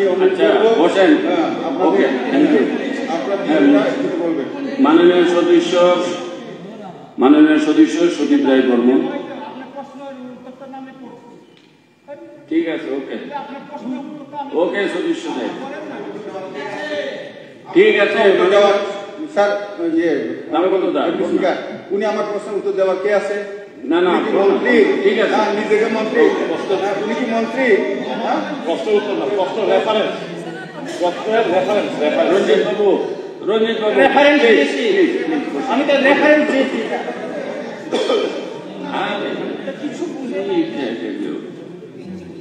মাননীয় উপাধ্যক্ষ মহোদয়, গত 5ই জানুয়ারি 2024 মাননীয় রাজ্যপাল যে ভাষণ রেখেছেন, এটা আমার সৌভাগ্য হয়েছে শোনার, এবং আমি মাইনিউটলি আমি পড়ার সুযোগ হয়েছে। এটা তো একটা রীতি যে বছরের প্রথম সেশনে শুরুয়াত হয় আমাদের রাজ্যে রাজ্যপাল ভাষণের মাধ্যমে, এবং এই ভাষণটা হচ্ছে বর্তমান সরকারের চিন্তা ভাবনা বহিঃপ্রকাশ। যেহেতু এটা সম্পূর্ণভাবে ক্যাবিনেট সেটা তৈরি করে দেয়, গভর্নর সেখানে এটা সব পাঠ করে, এবং এই চিন্তা ভাবনাটা রিফ্লেকশন আসে বাজেটের মাধ্যমে। আমি একদম শেষ থেকে শুরু করছি, প্যারা 89। My government and the leadership of Chief Minister Professor Dr. Manik Shah is committed to take Tripura to a new height. I have full confidence upon the present Chief Minister that Tripura is bound to reach its height its desired level. But we, being the opposition, we are the watchdog of the Constitution. Wherever lacunas exist, এগুলোকে আমরা উত্থাপন করি not to criticize or not to oppose. আমরা এগুলো তুলে ধরার চেষ্টা করি যাতে করে সরকার এগুলোর উপর ওয়ার্কআউট করে এবং ওই কনস্ট্রাকটিভ অপোজিশনের ভূমিকায় আমরা অবতীর্ণ হয়ে তাদের দৃষ্টিতে নেই, যাতে করে তারা পরবর্তী সময়ে রিফ্লেকশনের সময়, বাজেটের সময় যেন এগুলো তারা মাথার মধ্যে রেখে বাজেটটা তৈরি করে। My personal relationship with the Chief Minister is very good, and we know each other since long. So, our উদ্দেশ্য থাকবে, বক্তব্য থাকবে, don't take anything personal. Even if it is a criticism, please don't take it personal, because I have a high esteem regards towards it.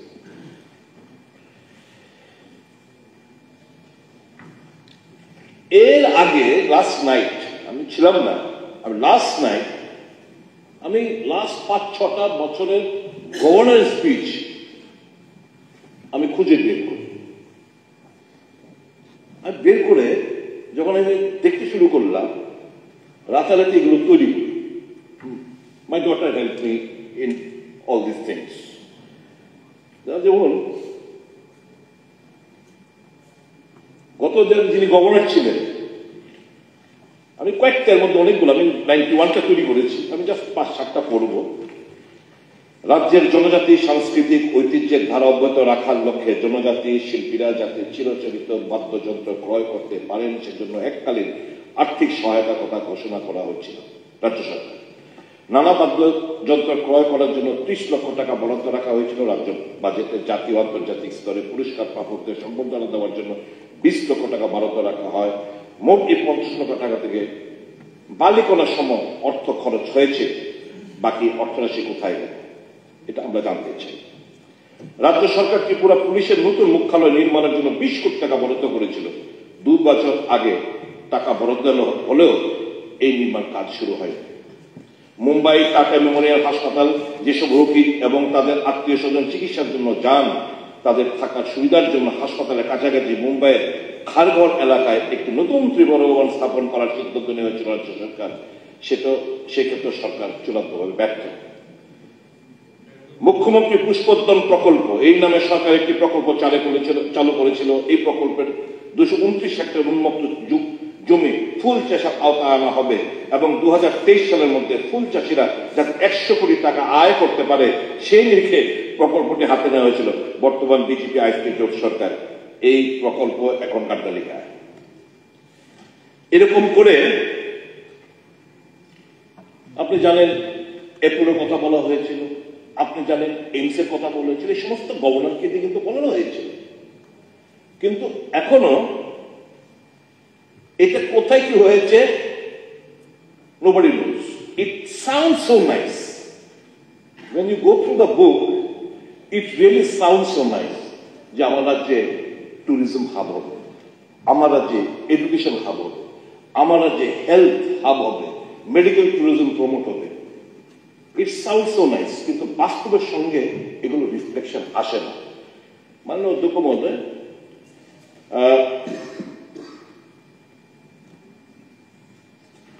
আমি কয়েকটা point আমি মাননীয় মুখ্যমন্ত্রীর নিশ্চয়ই গোচরে আনতে চাইছি, যাতে করে উনি স্ট্রং অ্যাকশন যাতে নিতে পারেন। আজকে খবরের কাগজে বেরিয়েছে, আপনারা দেখেছেন হয়তো না, ত্রিপুরা ইউনিভার্সিটি একটা অ্যাড দিয়েছিল 56টি অ্যাসিস্ট্যান্ট প্রফেসরের পোস্টের জন্য 26টি সাবজেক্টের উপর জুলাই 15, 2023। ইন্টারভিউ স্টার্ট হয়েছে অক্টোবর 2023 এবং 9টি পোস্টের জন্য 7টি সাবজেক্টে তারা ফিল আপ করেছে। কেমিস্ট্রি 2টি, সংস্কৃত 2টি, ফিলোসফি 1টি, ল 1টি, জার্নালিজম এন্ড মাস কমিউনিকেশন 1টি, সোশ্যোলজি 1টি এবং হিন্দি 1টি। আনফর্চুনেটলি এই 9টি রিক্রুটমেন্টে 8টি হচ্ছে those who are not permanent residents of Tripura, and 7 of them out of 8, 7 of them do not know the local language, culture, tradition and practices, which is most important for inclusive higher education. Tripura Central University. Wait, just hear me out. Hear me, please hear me. এর বলতে পারে আমাদের কি বলার আছে। National Education Policy, for your reference, you are the Education Minister. National Education Policy, এটা একটু clear বলা হয়েছে, all universities and higher education institutions must adhere to optimization of local talent for academic pursuit. কাজে আমার এখানে there is no dearth of talent in my state, and I am damn against outsiders taking jobs over here at the cost of my youth of my state of Tripura. And that prompted me to raise my voice, and I am thankful to the present Chief Minister that in a cabinet decision উনি গুরুত্ব বুঝে ওই PRTC mandatory করেছেন বিভিন্ন ইন্টারভিউতে। I must congratulate and thank you.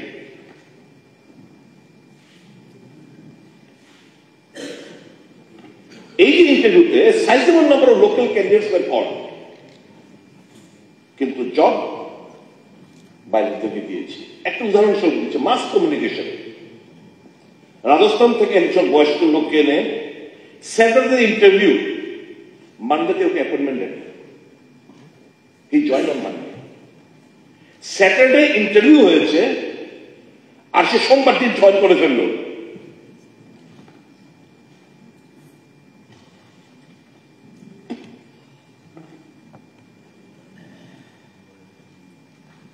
University is running presently without finance officer, without a controller of examination, and other administrative officer and non-teaching staff.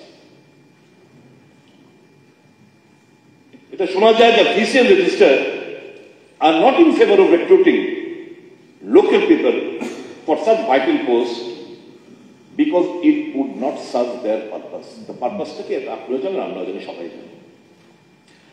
আমার apprehension that this university এটা যাদবপুর ইউনিভার্সিটির মতো রূপ না আগামী দিনগুলোতে, এটা আপনি দয়া করে সুনিশ্চিত করবেন। এবং আপনার গভর্নমেন্ট অফ ইন্ডিয়ার সঙ্গে কথা বলতে, এখন আমাদের যিনি একজন পুলিশ অফিসার ছিল বোধহয়, সবগুলো ইউনিভার্সিটির, উনি হচ্ছে চ্যান্সেলর মহারাষ্ট্র থেকে, you please raise this matter with him and একটা এনকোয়ারি যেত আমাদের এ রাজ্যে সংগঠিত এই সমস্ত নিয়োগের ক্ষেত্রে। শুধু এই নয়, এই বাতাস এনআইটি, নিট, জিরানিয়ান এনআইটি, সেম অ্যাবজর্পশন আউটসাইড। এবার আমাদের এখানে প্রথম নম্বর একটা দপ্তর আছে, উনি যখন ছিলেন, যদিও যখন ওই যে মহারাষ্ট্রের যে ভদ্রলোক ছিলেন সিএমডি, নামটা আমার মনে নেই, ওনার সময় প্রায় 16 থেকে 18 জন ইঞ্জিনিয়ার, অল ফ্রম আউটসাইড। আমার রাজ্যে ইঞ্জিনিয়াররা পাশ করে ইঞ্জিনিয়ার রয়েছে, but absorption was made from outside. তো আমি বুঝতে পারছি না যে কিভাবে আমরা আমাদের ছেলেদের বঞ্চিত করে বহিরাজ্য থেকে লোকদের আমরা সুযোগ করে দিচ্ছি। এবং এনআইটিতে তো কলকাতা থেকে, ওই ভদ্রলোক যখন ছিলেন ওয়েস্ট বেঙ্গলে, কলকাতা থেকে প্রচুর লোককে এনে টেকনিক্যাল পোস্ট ছাড়াও গ্রুপ বি, গ্রুপ সি পোস্টের মধ্যে উনি নিয়োগ করে গেছে। মাননীয় অধ্যক্ষ মহোদয়, আমার নেক্সট পয়েন্ট যেটা আমি আপনাদেরকে, এটা খুব একটা, আমি যেটা বরাবরই আমরা বলে থাকি, যেখানে উল্লেখ করেছেন কটা কাউন্সিলিং হয়েছে এই সে ব্যাপারে, ড্রাগের ব্যাপারে যে লড়াই করার যে স্পৃহা হয়তো আছে সরকারের, কিন্তু এটা রিফ্লেকশন অন্তত বক্তব্যের মধ্যে আমি পাই। আমার কিছু সাজেশনটা এরকম যে আমাদের 8টি জেলা প্লাস আমাদের কুমরু হেডকোয়ার্টার, এবং কুমরু হেডকোয়ার্টারের মধ্যে তো আগে 100 বিশিষ্ট একটি রিহ্যাব সেন্টার খোলার কথা বলেছিলেন, এখানে রয়েছে, এটা কোনো দেখা নেই। আমার দাবি থাকবে প্রত্যেকটি জেলা হেডকোয়ার্টারে তোমার যে কোনো জায়গায় আমাদের এখনই স্টার্ট করতে হবে। প্রচুর পুরনো বিল্ডিং, গভর্নমেন্ট বিল্ডিং রয়েছে যেগুলো আমরা ইউজ করতে পারি।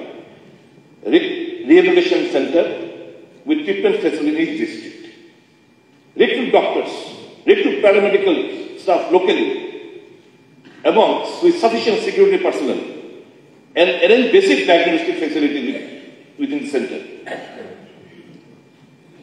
আমরা এখন বিভিন্ন ক্লাব, এনজিও, পাবলিক রিপ্রেজেন্টেটিভ অথবা পঞ্চায়েত লেভেল আমরা তাদেরকে ইনভলভ করে একটা ম্যাসিভ একটা কয়েক মাস ব্যাপী এই ড্রাগ ইউজারদের বিরুদ্ধে তাদের রিহ্যাবিলিটেশন সেন্টারে নিয়ে পৌঁছে দেওয়ার জন্য টু দ্য এক্সটেন্ট যতক্ষণ ফুললি যারা কিওর না হয় সেটা আমরা করতে পারি। অধিকাংশ ক্ষেত্রে দেখা যায় ড্রাগ পেডলাররা যারা বিক্রি করে আর যারা কনজিউম করে তাদের কাছে পুলিশ গিয়ে ধরপাকড় করে, এবং কিন্তু আমরা কিংপিনদের কাছে আমরা পৌঁছতে পারি না,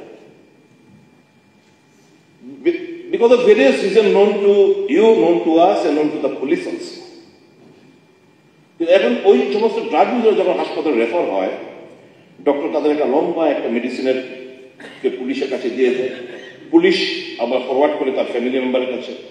আলটিমেটলি পুয়ার ফ্যামিলি কেন এফোর্ড, কারণ ইতিমধ্যে তার ঘটি পাটি বিক্রি করে ছেলে মেয়েরা এই ড্রাগ ইউজের শিকারে এসে গেছে, মেডিসিন কস্ট এফোর্ড করতে পারে না, অ্যান্ড ফাইনালি এই ছেলেগুলো মেয়েগুলো বেরিয়ে এসে আবার ড্রাগের খাবার কবলে পড়ে যায়।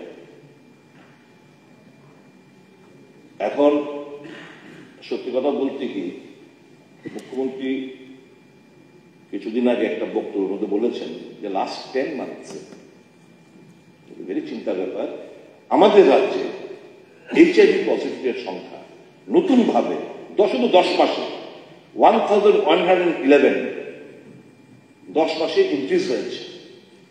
দ্যাট মিনস পার ডে 5 জন করে এইচআইভি পজিটিভ পেশেন্ট ছাত্র যুবক তার এইচআইভি পজিটিভ হচ্ছে because of injectable drug user হিসেবে। There is a big concern.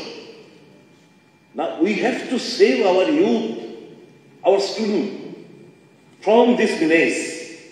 আমার অবিলম্বে যুদ্ধের সব অ্যাপার্ট এটাকে আপনি যুদ্ধকালীন ব্যবস্থা নিয়ে এটার বিরুদ্ধে কি করা যায়, we are there to help you.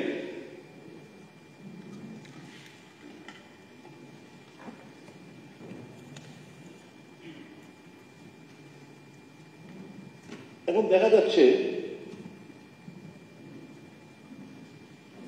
মাথা ভারী পুলিশ প্রশাসন।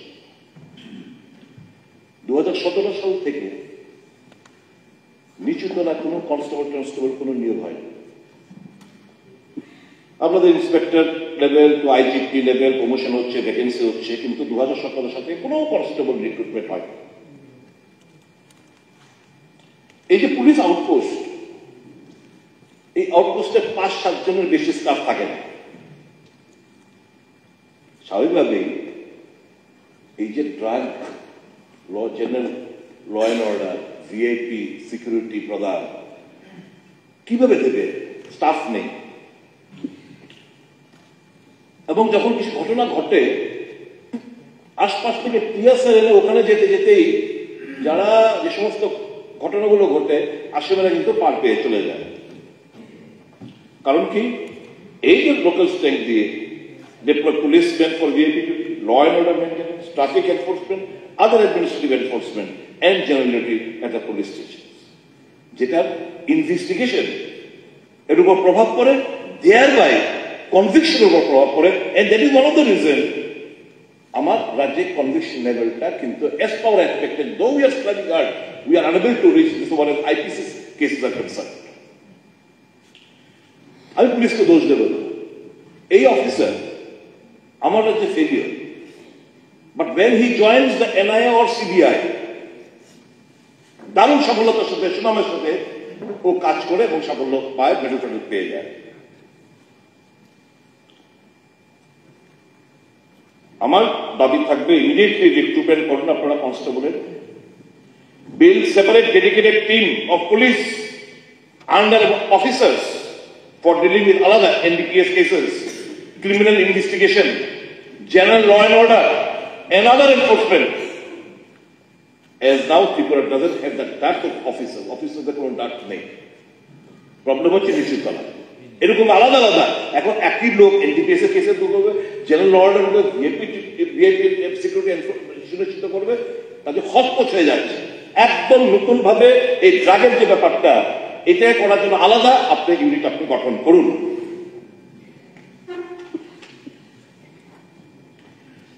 ট্রাফিক পুলিশ ট্র্যাকজন আপনি করতে পারেন। আমার দিনকে দিন আমার ভেহিকেল ইনক্রিজ হচ্ছে, কনজেশন হচ্ছে, মোটর ভেহিকেল অফেন্স হচ্ছে। ন্যাশনাল হাইওয়ে গুলোতে ডিস্ট্রিক্ট রোড, আগরতলা মিউনিসিপ্যালিটির বাইরেও যেগুলো আছে সেগুলোকে এনফোর্সমেন্ট করার জন্য সাফিসিয়েন্ট পুলিশ ট্রাফিক প্রেজেন্স রাখুন। আর আমার একটা প্রস্তাব থাকবে, আমাদের 8টা ডিস্ট্রিক্ট, গডসে আপনি যদি ফান্ড না থাকে ইউএপি, আমরা বিধায়ক এলাকাকে সবাই মিলে ফান্ড আমরা দরকার হলে দেবো ফর দ্য নোবেল কজ। কি সেটা? রাস্তার মধ্যে বিভিন্ন জায়গায় ডিস্ট্রিক্টের মধ্যে, ধরুন কোথাও উদয়পুর, একটা সাউথে, একটা আমবাসার সেক্টরে, একটা ধর্মনগর সেক্টরে, একটা ওই যে ন্যাশনাল হাইওয়ে যেখানে অ্যাক্সিডেন্ট বেশি হয়, ওখানে অত্যাধুনিক অ্যাম্বুলেন্স। আমাদের এখন কি হয়, পেশেন্ট পড়ে রয়েছে, ফায়ার ব্রিগেডে খবর দিয়ে। আমার কথা হচ্ছে ফায়ার ব্রিগেড যারা ট্রেনিং প্রাপ্ত, এরা কি জানে এই পেশেন্টটা কোথায় ধরলে ফ্যাটাল মানে অ্যাক্সিডেন্টের সম্মুখীন হয়েছে, কোথায় থেকে আমি লিফট করব? আমি দেখেছি একটা এমন ঘটনা, লিফট করে তাদেরকে ফায়ার ব্রিগেডের পেছনে ফেলে কিভাবে আনতো, তো অবভিয়াসলি টাইম ইজ লস। তো now in those various crucial places, display board, toll-free number, such and such. Immediately, without losing time, those ambulances, we will be with technicians and doctors, থাকবে, তাদের কোনো ডিউটি নেই, তারা শুধু এই health accident গুলো প্রত্যেকদিন হচ্ছে, এই অ্যাম্বুলেন্স গুলো বিভিন্ন জায়গায় আপনারা ব্যবস্থাপনা রাখুন, যাতে করে দেন আমরা এরকে এর ভেতরে লাইফ সেভিং ব্যবস্থা রেখে তাকে যেন আমরা immediately to the main referral hospital তার জানটাই যেন বাঁচাতে পারে, সে ব্যবস্থা আপনারা করবেন বলে আমার দৃঢ় বিশ্বাস। যেগুলো আমার suggestion, I hope it will be reflected in the budget. Health, fortunately I had the privilege of serving the people of my state for 14 months as a health minister. And you are a doctor, you had been to my office on several occasions, you are Dr. Ashokshina. I sought advice from you. Even I sought advice and suggestion from sweeper. I sought the watching ward, যারা ওইখানে আছে, যারা security দায়িত্ব, এদেরকে ডেকে নেবে, এদের কাছ থেকে শুনতাম। কোনো টিকটিকে রাখবেন না, ট্রাই টু মিঙ্গেল আপ। এখন অনেকে আছে, অনেক মন্ত্রী আছে, মানে beyond the level of director level নিচে এখন কারোর সাথে কথা বলতে চায় না। I would say no, we are there to serve the people of my state. Go to the any extent. আমার জানতে হবে, বুঝতে হবে এবং প্রতিকার করতে হবে। এবং আমার বক্তব্য হচ্ছে ডিস্ট্রিক্ট হসপিটালস গুলোকে আমরা অনেক আপনারা স্ট্রাকচার আমরা গড়ে তুলেছি, আপনারা করেছেন, ডক্টরও আছে, কোনো কোথাও কোথাও ঘাটতি থাকলে এটাকে স্ট্রেংথেন করুন। কিন্তু দেখতে পাচ্ছি district hospital, referral hospital, IgM থেকে জিবি আগে এজিএমসি দের রোগী পাঠাচ্ছে, ওভার ক্রাউডেড। আপনি বলেছেন, আমি পত্রিকা দেখেছি যে আমাদের এখানে আরো বেড বাড়াবো, যতই বেড বাড়াবো, if the referral is not stopped from district hospital, even from the IGM, now my suggestion to this government would be get audited, weekly audit করুন যে তুমি এই পেশেন্টটা কেন পাঠিয়েছো অমুক ডিস্ট্রিক্ট থেকে, you had the machinery, you had the staff, you had the doctors, you had the CT machine, why have you sent this doctor, or why have you sent this patient? Unless কতক্ষণ patient refer করে, কাগজ লিখে refer করে দিয়ে দেবে, and sometimes without even referral the patient party directly comes to the main hospital agency expecting a better treatment. Fine, in that case ওই যে 200 বেডটা কত বেড বাড়াবেন বলছেন, make it payable, our revenue generator, make it payable. If without the referral of district hospital or sub-division hospital, if a patient comes for better treatment to GP from agency, then they will be payable. That means a private OPD, you can start a private OPD over there. We can generate revenue from there. No harm. There are many government hospitals where this system exists. তাহলে দেখবেন এই যে হ্রাসটা সেটা কমবে।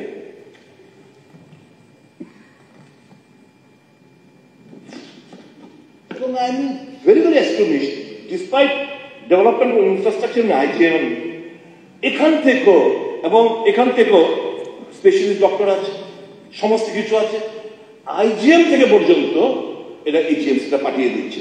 This should stop. And প্রত্যেকটি PHC, CHC, sub hospital immediately, আমি খুশি হলাম কালকে জেনে আরো কিছু ডক্টর আপনি নিয়োগ করছেন। তো আমার মনে হয় এই জিনিসগুলো একটু ওয়ার্কআউট করা দরকার রয়েছে। সন্ধ্যাবেলা বিকাল 4টার পর, বি ভেরি ফ্র্যাঙ্ক, 4টার পর you not find a senior doctor, you not find a specialist. Everybody is busy with their chamber practice.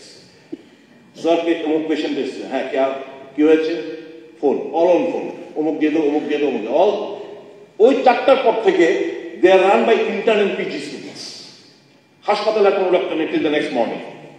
তো দিস থিং, এই যে ঘটনাগুলো, এই ঘটনা কিন্তু আপনাদের দেখতে হবে to ensure the senior doctors must be made available in the hospital premises.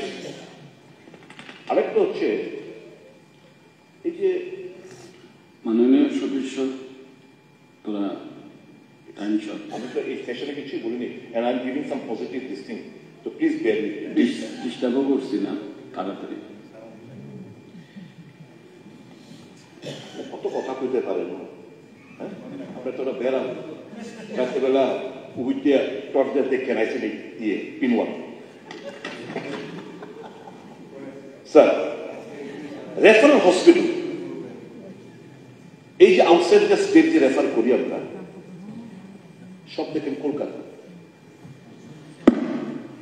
আমরা যে বিভিন্ন ট্রাস্টে বিভিন্ন যে আমরা লিস্ট করেছি, আমাদের সাউথে কোনো নেই, নিমহ্যান্স নেই, আমার ভেলোর নেই, সিএমসি ভেলোর আগে ছিল নেই, নো নাই, it is not there, I have seen it, it is not there. Kolkata আরেন্টেগন নেই, মেডিকা আছে, আরেন্টেগন নেই, somewhere some problem, a list needs to be scrutinized, কারণ বহু পেশেন্ট, হ্যাঁ হ্যাঁ, এই লিস্টটাকে আপনারা রেকটিফাই করবেন, এটা নিয়ে প্রচুর ঝামেলা হচ্ছে। এবং দেখবেন কিছু ডক্টরও রয়েছে মনিটরিং এর অভাবে হাসপাতালের পেশেন্ট বাইরে নিয়ে গেলে প্রাইভেট নার্সিং হোমে অপারেশন করছে। This does not speak well of the system.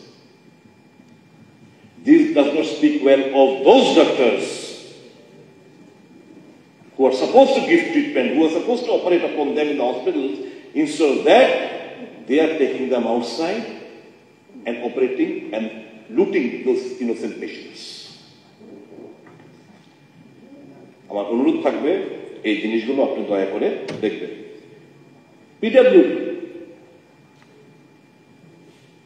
বড় বড় কন্ট্রাক্ট, প্রজেক্ট ম্যানেজমেন্ট ইউনিটস নামে বড় বড় contract, influential recommendation, tender finalising document করার আগে কিছু টার্গেটেড কোম্পানিজ, বহিরাজ্যের টার্গেটেড কোম্পানিজকে মাথার মধ্যে রেখে টেন্ডার ক্লজ করে এরকমভাবে তৈরি করা হয় যাতে নির্দিষ্ট কোম্পানিগুলো ছাড়া কেউ বিড করতে না পারে। প্রায় 2000 কোটি টাকার উপর টেন্ডার ফ্লোট হয়েছে through PWD and smart city projects in the last this financial year, and 95% of what's awarded to outside funds, বহিরাজ্যের কোম্পানিগুলোকে, ফার্মসগুলোকে দেওয়া হয়েছে। Problem is high rate. এখানকার আলটিমেটলি এই ফার্মগুলো এখানকার কন্ট্রাক্টর সাবলেটিং করে, আর এখানকার কন্ট্রাক্টররা নতুন যে রেট, একই রেট 4-5% এভাবে করতে রাজি, তারা করার পরেও তারা মুনাফা নেয়। আর এখানে 30%, 40% অ্যাভাব শিডিউল রেট কাজ পেয়ে যাচ্ছে। তো লসটা কার হচ্ছে? সাইফনিং অফ ওয়েলথ যেটা আমার পকেট থেকে আপনার থেকে আমার রাজ্যে খোলার কথা, it is been drained out the state to various firm. Please take a note of that. এবং I'll tell you one thing, I'm not going to speak out over here, but I am allowed to do this since this department is with you. I will let you know later. Because I believe it is not in your knowledge. Something is going on behind your knowledge, I believe that. So I will make you alert on this thing after some time. Ensure that the local contractors get jobs. That will save our government exchequer also. মাননীয় উপাধ্যক্ষ মহোদয়, আরেকটা ব্যাপার হচ্ছে সমস্যা কথা তুলে ধরছি, করবেন আপনারা। এবারকার এখন যে ছেলেমেয়েরা জন্ম হচ্ছে না, একটা বিরাট পার্সেন্টেজ, আপনি স্ট্যাটিস্টিক্স নিয়ে দেখবেন, অটিজমের শিকার। তাদেরকে স্পেশালি এবেল চাইল্ড বলে, কিন্তু তাদের মনে হচ্ছে অটিজম স্বাভাবিক না করা, স্পেশালি গিফটেড এরা। আমাদের এখানে কোনো অটিজম স্কুল, বাচ্চাদের জন্য যে স্কুল, তার যে এই স্কুলে যারা শিক্ষক শিক্ষিকা শিক্ষা প্রদান করবেন সেরকম কোনো কিছু নেই, ইনফ্রাস্ট্রাকচার নেই।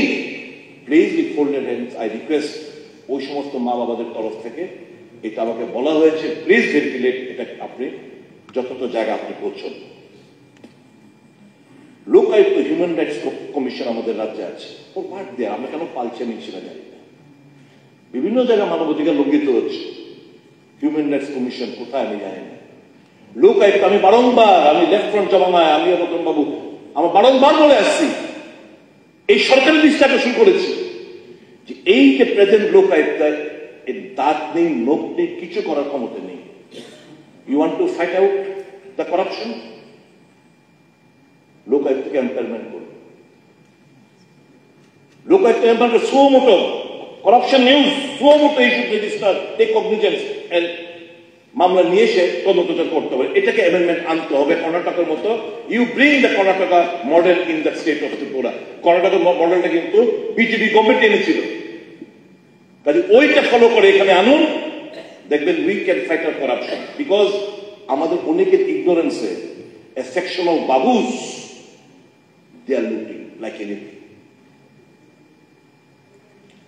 মাননীয় মুখ্যমন্ত্রী আপনার কাছে জানতে চাই, ভুলে গেছেন হয়তো ব্যস্ততার কারণে, এখানে আপনি আমাদের আশ্বস্ত করেছেন কুমারঘাটে রথযাত্রার দিন একটা ইনসিডেন্ট হয়েছিল, আপনি ডিএম লেভেল এনকোয়ারি করাবেন। ডিএম লেভেল এনকোয়ারি রিপোর্ট কি হলো আছে আমরা কেউ জানতে পারলাম না। আমরা কি ভুলে গেলাম ওই ঘটনাটা? দয়া করে সেটা, এবং কারা এই সঙ্গে জড়িত, কার কথা উল্টো পথে গেছে, রুট চেঞ্জ হয়েছে, এটা খুঁজে বের করে প্রয়োজনীয় ব্যবস্থা নিন। সুশাসন ঠিক আছে, আমরা বলুন সুশাসন সুশাসন, আমি কুশাসন শুনছি বলতে যাবো না, আপনার আগে দিতে চাই না, কিন্তু রায়বাড়ির ঘটনা কি সুশাসনের দিকে ইঙ্গিত রাখে? যে ঘটনাগুলো বারংবার ঘটছে রায়বাড়ি, মানব পাচার হচ্ছে, আমাদের ত্রিপুরার নাম ওখান থেকে এসে ডাইরেক্ট এতগুলো লোককে তুলে নিয়ে গেল, মানব পাচার। আমরা ঘুমেছিলাম, লজ্জাস করবো, একটু সেলফ ইন্ট্রোস্পেকশন করতে হবে। শিশু বিক্রি একটা দুটো বেশ কয়েকটা দু তিনটে ঘটনা ঘটেছে, খিদের অভাবে ওই সোনামুড়া মহকুমা মেলাঘর সেক্টরে বোধ হয় মা মেয়ে এরা আত্মহত্যা করেছে। সুসাইডের সংখ্যা দিনকে দিন বেড়ে যাচ্ছে। আমাদের দাবি কতবার বলেছি আপনার কাছে, এই যে অকাল বর্ষণে দুবার কৃষক এবং চাষিদের সহায়তা প্রদান করুন, ফিনান্সিয়াল হেল্প রেন্ডার করুন। নাথিং হ্যাজ ইয়েট বিন ডান। আমার এপিল থাকবে আপনাদের কাছে। আপনি বলেছিলেন জাস্টিস এবি পালকে দিয়ে একটা রিপোর্ট বের করবে 10,323 ম্যাটার, রিপোর্টটা কোথায় কেউ তো আমরা জানলাম। দয়া করে আপনার কাছে আমার অনুরোধ থাকবে, এবি পালের রিপোর্টটা প্লেস করুন, আর 10,323 এদেরকে দে হ্যাভ সাফার্ড ইনাফ, কিভাবে তাদেরকে কিছু বলা যায় দেখুন। আমি খুব খুশি হয়েছি, আমার একটা বিশালগড়ের আমার থেকে নির্বাচিত যে বন্ধুটি সাউন্ড নিয়ে একটা বক্তব্য রেখেছে, পাশাপাশি আমি পয়েন্টগুলো নোট করে দিয়ে যাচ্ছি, আমি কন্ট্রোল করে দিচ্ছি। মাননীয় মুখ্যমন্ত্রী, নন বায়োডিগ্রেডেবল, আপনি এখানে প্লাস্টিকের কথা বলেছেন, fine, single plastic ban, non biodegradable substance flex wash, এটা পছন্দ করে না ফ্লেক্স। আমি যদি এই ফ্লেক্সটাকে জাস্ট আমি আপনার নলেজে দিচ্ছি, তাহলে আমার যে ওই যে বেকার আর্টিস্ট প্রচুর পরিবার বেঁচে দেবে। লেটস স্টার্ট, আবার পুরোনো জায়গায় ফিরে আসি। আমরা ক্লিন ত্রিপুরা, আমরা গ্লোবাল ওয়ার্মিং কথা বলি, আর ফ্লেক্স যথেচ্ছভাবে ব্যবহার করছি। This is spoiling our soil. আমাদের মাটির নিচে যে জল যাচ্ছে না, one of the main reason is আমরা দেধার ভাবে এই ফ্লেক্স গুলো ব্যবহার করছি। Please stop uses of this flex which is non degradable substance. আমি জাস্ট আপনার নলেজে দিয়ে যাচ্ছি। সাউন্ড পলিউশন, মাইক থেকে কথা বলেছে, বাজি পটকা, কি বিকট হৃদয় কেঁপে ওঠে, ভ্রাম ভ্রাম করে আওয়াজ, বিয়ে শাদী পুজো ইলেকশনের জিত। আর হচ্ছে জব এক্সপিরিয়েন্স জানা। দেখুন কত টাকা এই আমি যেখানে বলছি দাঁড়িয়ে, এখানেও 5-7-8 লাখ টাকা আদায় করছে বহু আজকে থেকে আপনার বছরখানেক উপরে। কোনো চাকরি কোনো ইয়ে নাই, কিছু কিছু জায়গায় ইন্টারভিউ নিয়ে রাখছে। আমি বলে দিই, আপনার জাস্ট নলেজে দিয়ে যাচ্ছি। প্রায় 365 panchayat executive officer group C non gazetted under RTD panchayat department, প্রায় 365টি করে ফায়ার সার্ভিস, স্পোর্টস, বিভিন্ন দপ্তরে ইন্টারভিউ নিয়ে রেখেছেন। কোনো কিছু অফার টফার ছাড়া হচ্ছে না। কেন সেটা হবে? মাননীয় মুখ্যমন্ত্রী জানেন, এটার পার্ট এন্ড পার্সেল আমি ছিলাম। আগেকার মুখ্যমন্ত্রী, প্রাক্তন মুখ্যমন্ত্রী আমাদের Biplab Kumar Deb 31 July 2018 I was in the cabinet. দেবটা আমাদের আশ্বস্ত করেছিল, রতনবাবু অবজেকশন দিয়েছিল, আমার মনে আছে পরমজিৎ বাবু, আমি মেয়র চামড়াতে আমরা কোশ্চেন দিয়েছিলাম কি ওই যে রেগুলারাইজেশনের ব্যাপারটা, যে সরকারি কর্মচারীদের 10 বছর চাকরি করার পর রেগুলারাইজেশন যে হবে, এই যে সার্কুলারটা, এটা 31 জুলাই 2018 উইথড্র হয়ে গেছে। এবং আমাদের কি বলেছিল, নেই हम बेहतर लाएंगे, हम और ट्रांसपेरेंट तरीका से लाएंगे और 10 साल में हम थोड़ा सा और कम करेंगे।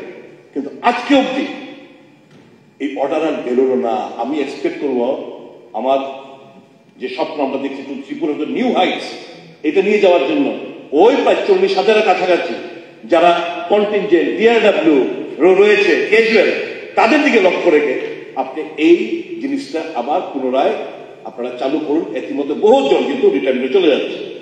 ভিজিটিং প্রফেসর, বিভিন্ন কলেজে প্রফেসর কম, সংখ্যা কম। ভিজিটিং প্রফেসর মাত্র কত পায় জানেন? 500 টাকা। আচ্ছা বলেন, আমার বাড়িতে কালকে একটা লেবার রাখছি, 600 টাকা প্লাস টিফিন। আর একটা ভিজিটিং প্রফেসর কলেজে গিয়ে লেকচার দিব, মাত্র 500 টাকা। How is it possible? এদের আমরা নিয়োগ করতে পারছি না। NET SLET, NET SET, PhD pass করা ছেলে মেয়েদের অভাব নেই। 14,000-15,000 কাছে, কিন্তু কোথায় আমরা কলেজে প্রফেসরের স্বল্পতা আমরা অ্যাবজর্ব করতে পারছি না। প্লিজ অ্যাবজর্ব দেন। অনেক বয়স পার হয়ে যাচ্ছে। 361 কোয়ালিফাইড টেট 1 and 2। আজকে দেখলাম খবর কাগজে কোনো একটা জায়গায় শিক্ষক গার্ডিয়ানরা শিক্ষিকার অভাবে তালা ঝুলিয়ে দিয়েছে গেটে, স্কুলের বাইরে হইচই হচ্ছে। আমার শিক্ষক শিক্ষিকা 361 জন টেট 1 and টেট 2 পাস করে বসে রয়েছে, কোনো তাদেরকে নিয়োগ করতে পারছি না। লাস্ট 4টি আমি জাস্ট আপনার নলেজে দিচ্ছি, লাস্ট 4 বছরে উচ্চ বিদ্যালয়ে প্রায় 17,000 স্টুডেন্ট কমে গেছে। সিনিয়র বেসিক স্তরে প্রায় 30,000 স্টুডেন্ট কমে গেছে 4 বছরে। প্রাথমিক স্তরে প্রায় 20,000 কমে গেছে। শিক্ষক শিক্ষিকা কমে গেছে প্রায় 12,000। এটা এডুকেশন, স্কুল এডুকেশনের পক্ষে এটা শুভকর না। আরেকটা ব্যাপার আমি বলছি, মাননীয় উপাধ্যক্ষ মহোদয়, খুব শর্টকাট করছি। আর্ট কলেজ, মিউজিক কলেজ, এরা এখানে কোনো নিয়োগই নেই, কোনো নিয়োগই নেই এখানে বদ্ধ। তাহলে আমার এই যে, তাহলে যদি আমরা তাদেরকে যদি আমরা মানুষ এটা পড়াশোনা করে কেন একটা কি স্বপ্ন নিয়ে, যদি আমরা একজন এই কলেজগুলো খুলে লাভ কি? বন্ধ করে দিতে হবে। Let us start with something else. কারণ কলেজ, বিভিন্ন স্কুল কলেজে গান বাজনা আর্ট এগুলো তো আমরা শিক্ষক নিয়োগ করতে পারি, কিছুই আমরা করছি না। Last but not the least, আমি শেষ করে দিচ্ছি মাননীয় উপাধ্যক্ষ মহোদয়। আই অবজেক্ট অ্যাক্টিং হিসাব মাননীয় মুখ্যমন্ত্রী চাই, I am hard I'm hurt by what? শেষ করে Governor cannot run a parallel administration. আপনি একটু শেষ করে লাইতেছেন সব সময়, Please, আরো please bear with me. একটু তাড়াতাড়ি বলেন। Governor cannot run a parallel administration. He should be guided by the Constitution of India, which does not permit him to organize review meetings. That is not his prerogative. Please take a note of that. Arta kotha bolbo to the honorable ministers. We might differ with each other, but your honor is our honor. Don't degrade yourself. Executive order kora kagoj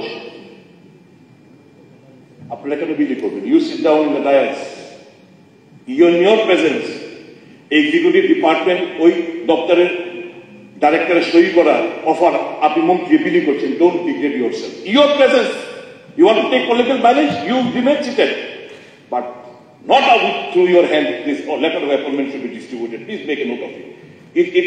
It hurts my soul sentiment also.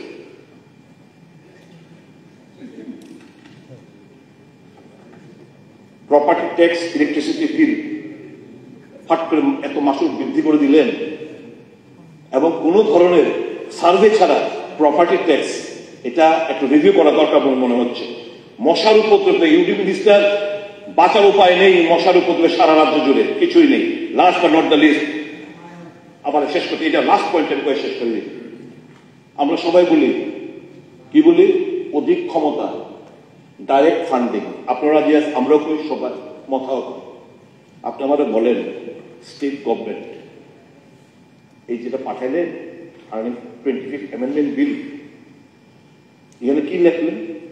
2 number point, in article 280 of the Constitution, in clause 3 after subclause C, the following subclause shall be inserted, namely CA. The measures needed to be augment the constitutional fund of a state to supplement the resources of the district council, including village council, municipal council in the tribal area within the state referred to in the clause 2 of the article 244 on the basis of recommendation made by the Finance Commission of the said states. মানে কি, ভিক্ষা দিয়ে আবার রাজ্যের consolidated fund of the state কাছে আসতে হবে। তার মানে ADC people has to beg from again from the consolidated fund to the government. না না না না না, তারা না আমার তাহলে না provision is there. No, please, provision is there, the direct from the consolidated fund of the Union of India. Why do you not do that? Why does it not be inserted? আমরা কিভাবে pass করলাম? এরা জানে না, এটা state government পাঠাইছে, হয়তো তারা জানে না, এখন পাইছে, এখন জানে। যখন পাঠাইছেন এটা স্টেট গভর্নমেন্ট পাঠাইছে, তখন আমরা তো আপনারা তো কোন আমরা ডাইরেক্ট ফান্ড থেকে পক্ষপাতী। তার ডাইরেক্ট ফান্ডিং প্রভিশন দেখো, কনসোল ফান্ডও যদি স্টেটের থেকে হয় তার ডাইরেক্ট ফান্ডিং করতে হইল। তার মানে আমরা আবার গুমরাহ করতেছি তাদেরকে, আবার they have to come with the begging bowl to the government of Tripura for consol fund of ত্রিপুরার জন্য। তো এটাই হচ্ছে মুশকিল।